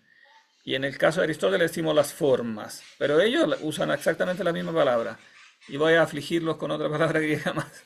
La palabra griega es eidos. Platón también usa la palabra idea. En griego también está la palabra idea, nosotros la hemos tomado del griego, evidentemente. Pero la palabra que más usa Platón para indicar las ideas es eidos, que los modernos más bien traducen ahora como forma. Y es la misma palabra que usa Aristóteles cuando dice que las cosas son materia y forma. O sea que leidos está detrás de las cosas. Y ambos, en el fondo, Platón dice que la idea es eterna. Aristóteles no dice eso, pero dice que la forma ni se crea ni se destruye. Como que es algo que las cosas se transmiten unas a otras, pero de algún modo queda fija en la realidad, inmanente en las cosas. En el fondo la diferencia es que Platón dice que las ideas como que están en el cielo y, o sobre el cielo, ¿no? En el hiperuranio para marcar la distinción. Y Aristóteles como que esta división le parece que divide demasiado las ideas de las cosas y dice, no, las formas están en las cosas. Pero al fin y al cabo, digamos, está siempre esa compenetración de materia y forma que da origen a un mundo que es eterno, que no llega al ser y que tampoco tiene un fin como en la filosofía cristiana. Por eso yo creo que sí, con matices diferentes, pero los dos quedan cortos, no logran Claro, no se unos logra, no se aciertan en logra unas entender. cosas y en otras no. Claro, en el fondo toman la realidad del mundo como ser, aunque es un ser, claro, inferior al de Dios, pero en el fondo falta completamente en ambos este aspecto de la gratuidad, ¿no? Que en el fondo es lo revolucionario de la filosofía cristiana, que Dios crea el mundo gratuitamente. Es muy difícil o sea, es fácil de decir, pero difícil de entender si no te lo dice la revelación, ¿no? Que es un don completamente gratuito, que Dios no necesita crear el mundo. O sea, Dios es creador, sí, le decimos creador, pero no porque cree por necesidad, ¿no? Crea por pura bondad. Sí, dice, Platón dice que Dios es bueno, que todo esto lo hace por bondad, pero nunca llega a identificar bondad con esta como concepto total de la gratuidad, ¿no? Que totalmente gratuito. Y que entonces hace difícil pensar también, digamos, la reflexión sobre el inicio, sobre la creación, después tiene un impacto directo sobre el fin. O sea, permite enfocar de una forma totalmente distinta para qué existimos, ¿no? ¿Cuál es el fin? Ambos, Platón y Aristóteles, hablan mucho de la causa final, que tiene que haber una causa final, ¿no? Que las cosas tienen que tener una causa eficiente, pero la causa eficiente tiene que ser para un fin.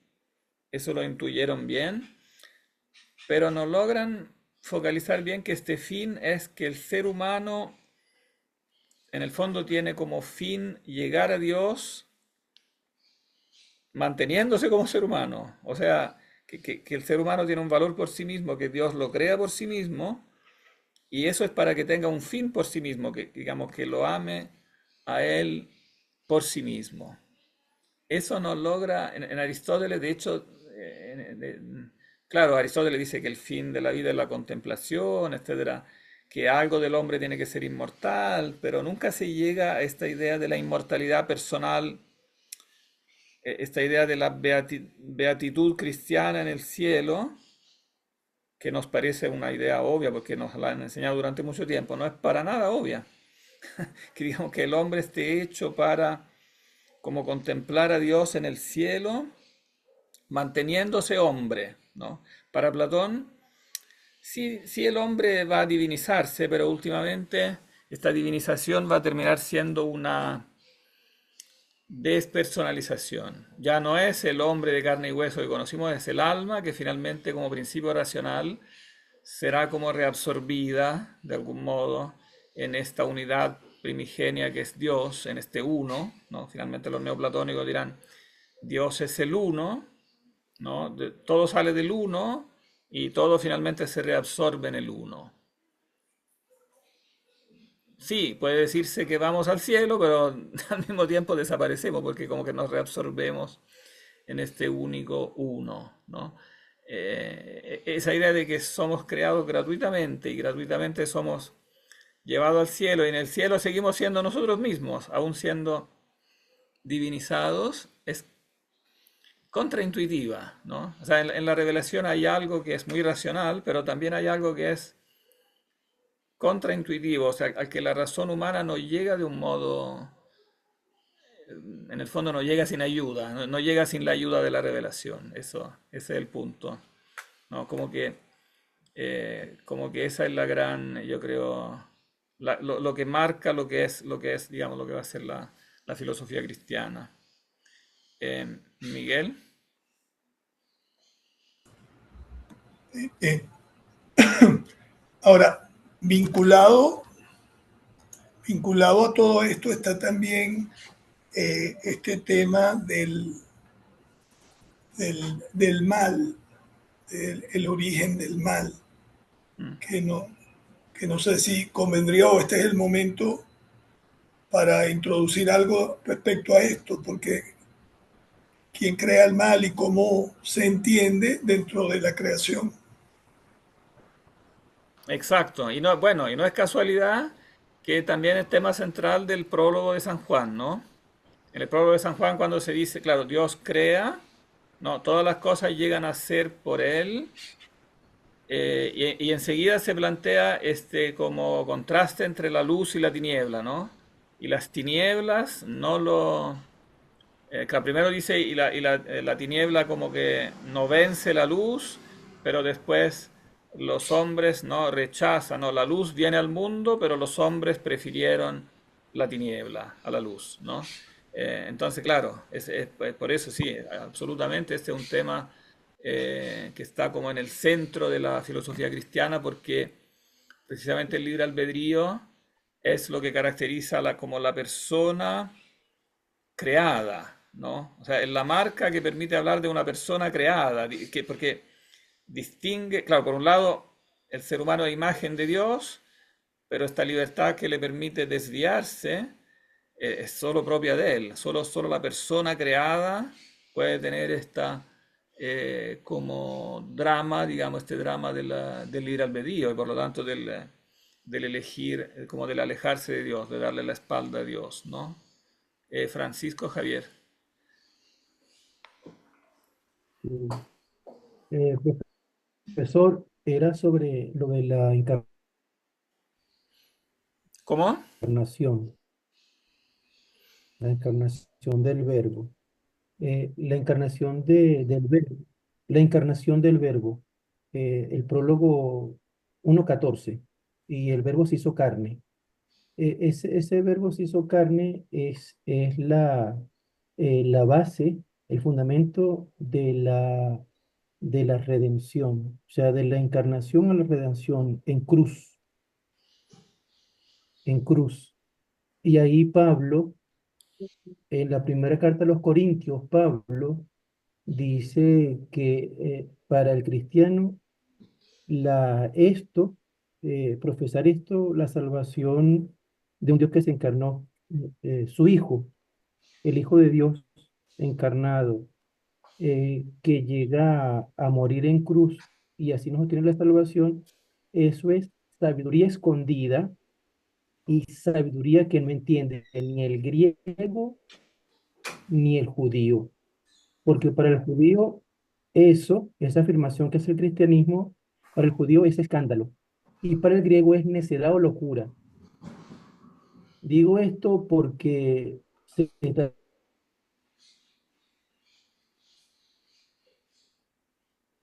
¿Aló? celebrando este arco de años del concilio de Nicea, del Ah, concilio de claro. Nicea, donde se va a decir el símbolo de la fe, el símbolo, Jesucristo, verdadero hombre y verdadero Dios.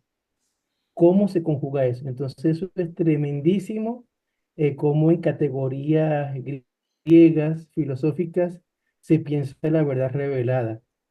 Entonces, me parece interesantísimo eso en el contexto de lo que estamos hablando, ¿no? Del punto de origen de la filosofía medieval. A partir de aquí, ese encuentro, ese diálogo entre el helenismo y la revelación judeocristiana, que llega al punto de esos famosos concilios, los concilios de la primitiva iglesia, siglo cuarto, Nicea. Exacto. Claro, porque ahí se llega. Espera, espera, disculpa un momento.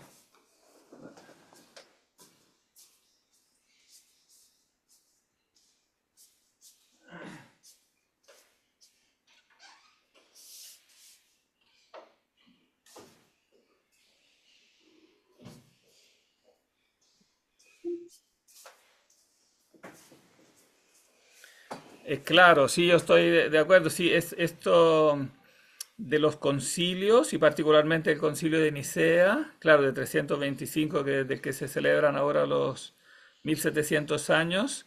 Precisamente ahí se llega, claro, a un punto, digamos, de reflexión esencial para conciliar, claro, la revelación bíblica con la filosofía griega. Claro, no es casualidad que precisamente uno de los puntos de choque más fuertes en el debate del Concilio de Nicea fue precisamente la introducción de otro término esencial de la filosofía que era usía, ¿no? La única esencia, ¿no? Que el Hijo es de la esencia, es consustancial, homoousios en griego. Fue objeto de debate porque muchos dijeron, pero esto no es bíblico, es una palabra filosófica y no era como tan fácil justificar que era la palabra más apropiada, ¿no? Entonces, claro, y por otro lado, digamos, claro, el otro gran punto que se estableció en Nicea, que es, claro, es consustancial al Padre, ¿no? Y es generado y no creado, ¿no? O sea, este contraste entre generación y creación que permite focalizar mucho mejor precisamente la diferencia entre lo que Dios llama a la existencia desde la nada, no lo creado, que es totalmente distinto a cuando Dios genera el Hijo, ¿no? El Hijo que es generado es de la misma sustancia del Padre. El mundo es creado y es una cosa totalmente distinta, ¿no? Por ejemplo, estas dos palabras en la filosofía griega eran bastante intercambiables. Cuando uno lee, por ejemplo, el Timeo de Platón, se dice a veces que el mundo es creado y a veces se dice que es generado. O sea, la palabra generado se usa como indiferentemente con creado. En cambio, Nicea distingue como generado, no creado, marca una diferencia ontológica capital, ¿no? Una cosa es lo que viene de Dios por creación, que por tanto tiene libre albedrío y el origen del mal con sus malas acciones, etcétera, a la digamos, generación del Hijo, que en cambio es de la misma sustancia del Padre, Dios de Dios, o sea, luz de luz, ¿no? Aquí en Chile no lo rezan el credo de Nicea, allá en Venezuela se usa el credo de Nicea. Sí, el credo de los apóstoles, el credo constantinopolitano, en la catequesis, se enseña en la catequesis, Ah, pero por lo ya. general el credo de los apóstoles, el de Nicea, en Pero las... el símbolo apostólico es el que usan normalmente en las misas, Sí, sí, no el sí, niceno constantinopolitano. en ocasiones especiales. Ah, en ocasiones especiales, ya. Sí, En sí. Chile lo han Y completamente olvidado. Muchos católicos ni siquiera saben que existe. Quizás este año con este aniversario de Nicea se logrará informar un poquito que existe también ese credo. Entonces, claro, si no todos lo conocen, voy también a subir eso como fuente, porque sí, ese es un documento importante. Claro, obviamente para la teología y el dogma, pero también para la filosofía, como que marca un punto de desarrollo filosófico bien importante y después será bien importante para Agustín, para entender a Agustín. Profesor, Así que, eh, bien. sí, Isaac. una duda, para precisar lo que estaba conversando ahorita con Francisco. Creación implica entonces materialidad. Es decir, Implica materialidad, pero sobre todo implica finitud. O sea, el ser ok. creado es el ser finito, o sea, el ser causado, ¿no? Que necesita una causa. Y por ¿Y lo tanto generado no? también, claro, y por lo tanto también necesita un fin, ¿no? O sea, es causado y va hacia un fin. Mientras que el ser Ok, incausado, claro, el ser incausado, Dios no tiene causa y tampoco tiene fin. Él, claro. él es el fin, claro. Y Jesús, en el sentido de generado, tampoco. Lo que pasa es que, claro, el problema, y que después, para eso, para aclarar eso, harán falta, después del Concilio de Nicea, que es del 325, harán falta como 300 años más de controversia para aclarar como la relación entre la naturaleza divina y la naturaleza humana en Cristo. Porque evidentemente como Dios, porque Cristo es Dios y hombre, ¿no? Entonces, claro, como Dios, Él es el verbo, que es generado antes de todos los siglos, como dice Nicea, ¿no? Dios de Dios, luz de luz, Dios verdadero de Dios verdadero, generado, no creado, consubstancial al Padre. Toda una, digamos, todas estas 4 o 5 frases, todas apuntan a esta diferencia fundamental. Como Él como verbo, ¿no? Es idéntico al Padre, de la misma esencia. Eh, Profesor, pero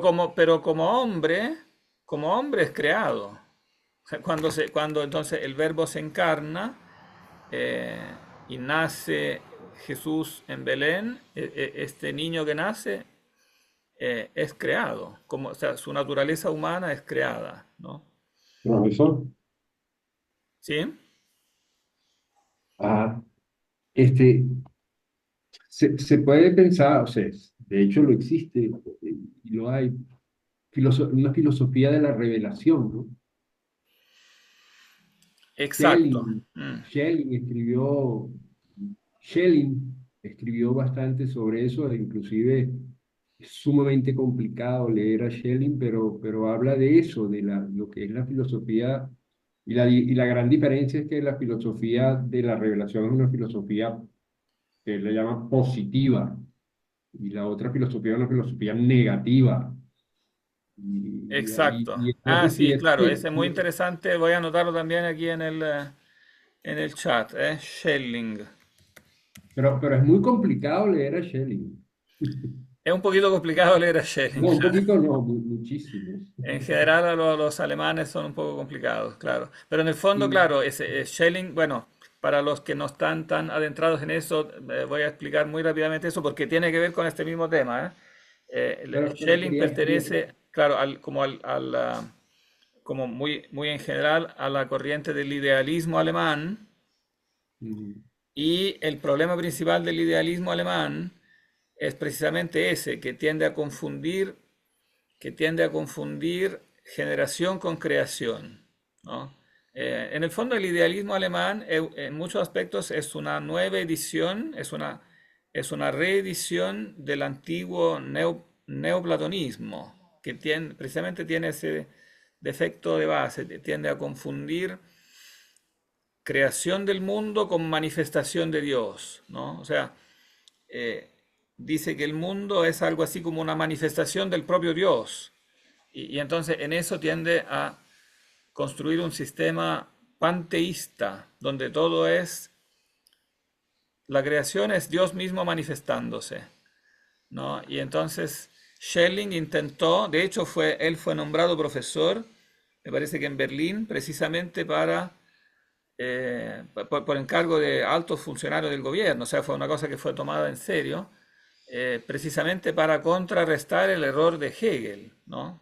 A pesar de que mm, después Schelling en muchos aspectos cae en errores parecidos, pero en otros aspectos por logra eso, corregir, ¿no? por eso es que en la bibliografía de lo que uno pretende investigar, cuando uno quiere investigar sobre la filosofía de la revelación de Schelling, se encuentra con una introducción que él hace el propio Schelling, pero después queda como que en el aire, y quien la termina es uno que fue alumno de él, que es Kierkegaard. En Ah, los claro. comentarios de Kierkegaard a las clases que él recibió de su maestro creo que en Berlín, no sé, y allí está básicamente, y la interpretación el problema de la generación, de la creación, del hijo que genera, que crea, y el otro que lo complementaría, diría yo, es bueno, el Tratado de la Trinidad de San Agustín, que es una genialidad. La verdad es que No entendí el el Tratado tratado. de la Trinitae, creo que el Tratado de la Trinidad o el escrito de San Agustín sobre la Trinidad Ah, de San Agustín, claro. de Sí, sí, San sí. Agustín, que después que uno lo lee como 10 veces para poderlo entender, bueno, es genial. Ah, claro. Sí, ese es uno de los libros más importantes. De eso vamos a ver algo. Bien. Entonces, nosotros vamos a partir como autor, vamos a leer a partir de la próxima vez a San Justino. Yo les voy a mandar una selección como de las obras de San Justino, porque después del Nuevo Testamento, diríamos, Justino es la primera figura que encontramos que intenta como una primera filosofía cristiana. Vamos a encontrar ya cómo trata estos temas que hoy introdujimos.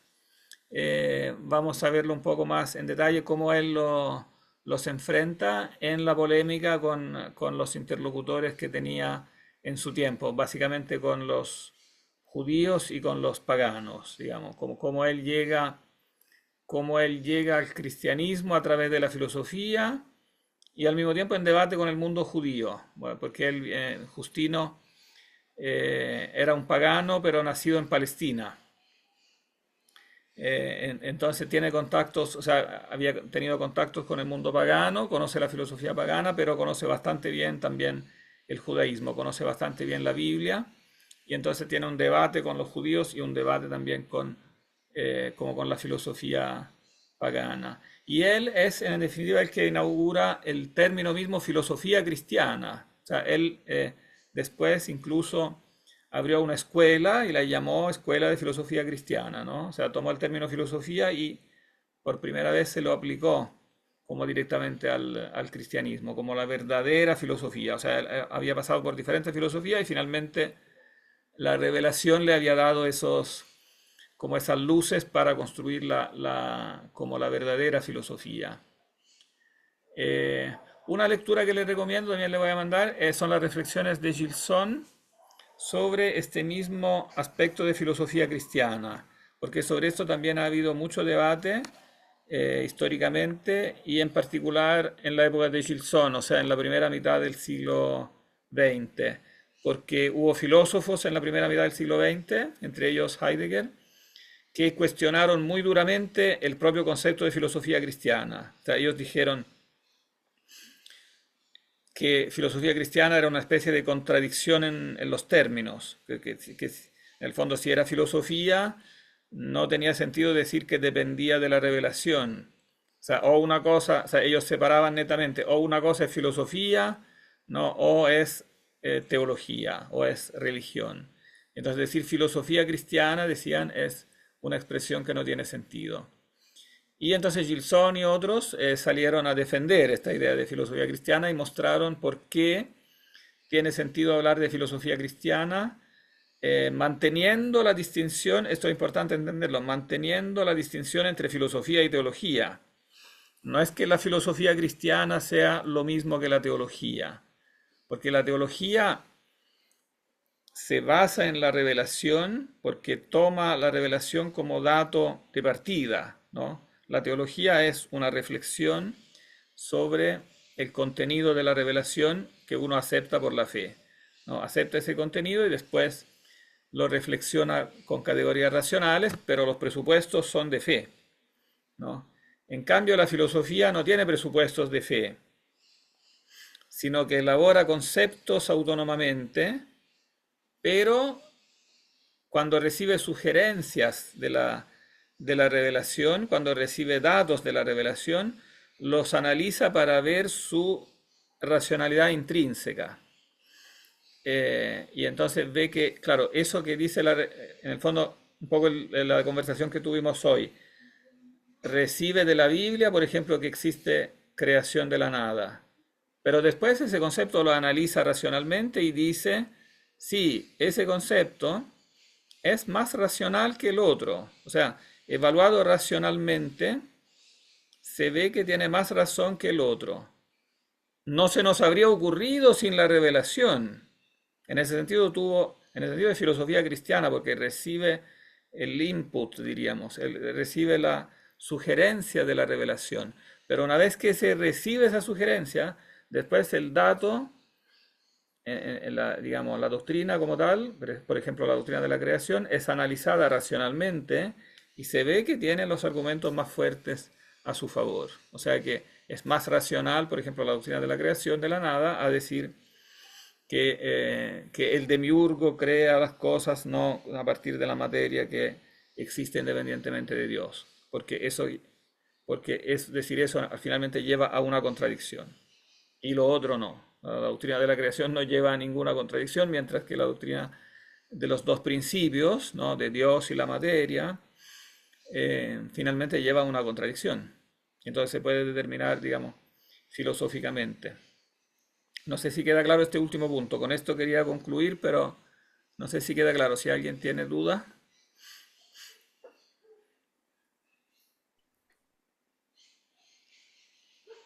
Bueno, creo que queda claro, ¿no? En este sentido, eh, la filosofía como tal es autónoma, ¿no? Pero en cierta manera, ¿no? Puede reflexionar acerca de los principios bueno, de una determinada religión, en este caso del cristianismo. Eh, y eso lo hace sin aceptar los postulados del cristianismo. Es un análisis, ¿no? En este caso, ¿no? Claro, o sea, en el fondo, sin No los acepta necesariamente por fe, pero los analiza y puede mostrar que son más racionales, en el fondo. ¿No? O sea, puede tomar una doctrina revelada, analizarla y decir, Ujú, esta doctrina es más racional y por lo tanto lo podemos incorporar a una filosofía, sin que esa filosofía se transforme en teología, en el sentido de la ciencia teológica, que acepta los presupuestos de la fe claro. como punto de partida, diríamos. En Francisco ese Javier. sentido, Ah, perdón. ah, Ah, no, que había sí, ok. levantado la mano Francisco.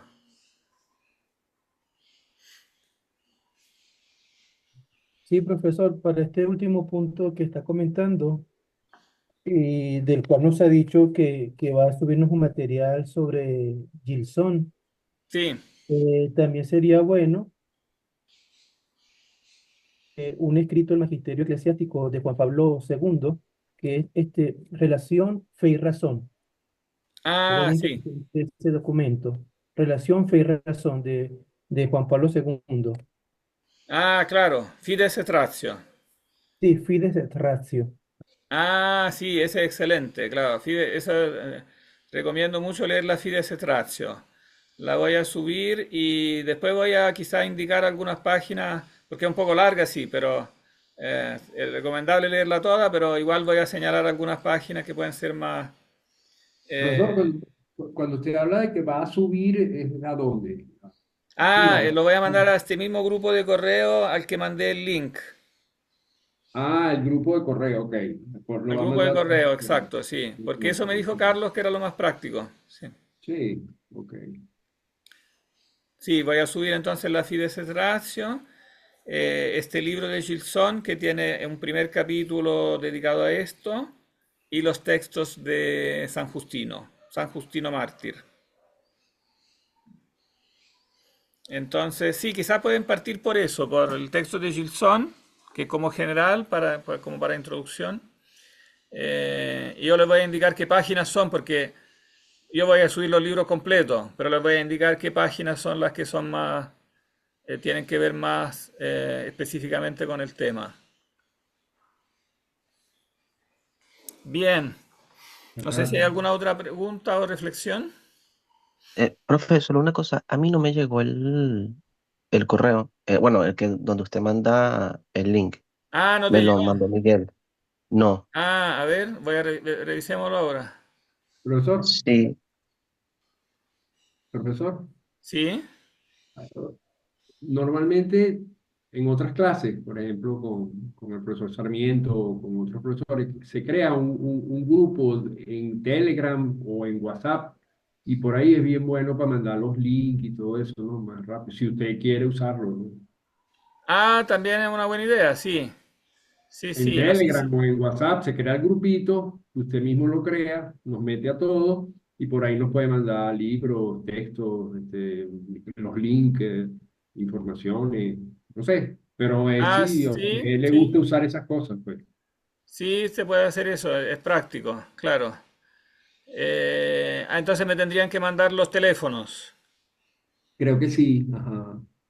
Ya, perfecto. Entonces mándenme los teléfonos al correo y así yo armo el grupo. Ah, bueno, Hagamos eso entonces. Ahora perfecto. hay algunos que ya faltan, pero van a recibir el correo. Perfecto, hagamos así. Mm, Bien. Em, bien, si no hay más preguntas, entonces nos vemos el próximo miércoles a la misma hora con el mismo. Yo les voy a mandar entonces el link donde ustedes prefieran. Prefieren entonces al WhatsApp. no, bueno, no es que preferimos lo que usted prefiera, lo que le sea más cómodo a usted. No, para mí es igual. Sí. Ok, Por esta vez lo voy a mandar a ambos, porque como no todos están ahora, pero igual voy a mandar el correo para decir eso, para decir que me manden el teléfono. ok. Gracias, profesor. Ya, perfecto, no, de nada. Y ahí les voy a ir indicando, claro, todo lo que pueda ser útil. Sí, el WhatsApp es práctico, yo lo uso también, sí. Bien, un gusto entonces. Muchas gracias, profesor, por la clase. Gracias, Muchas profe. gracias, profesor. Muchas gracias. Muy bien. No, de Feliz nada, noche. gracias a ustedes. Qué bueno. Ah, y ahí voy a mandar el link también con la grabación al WhatsApp.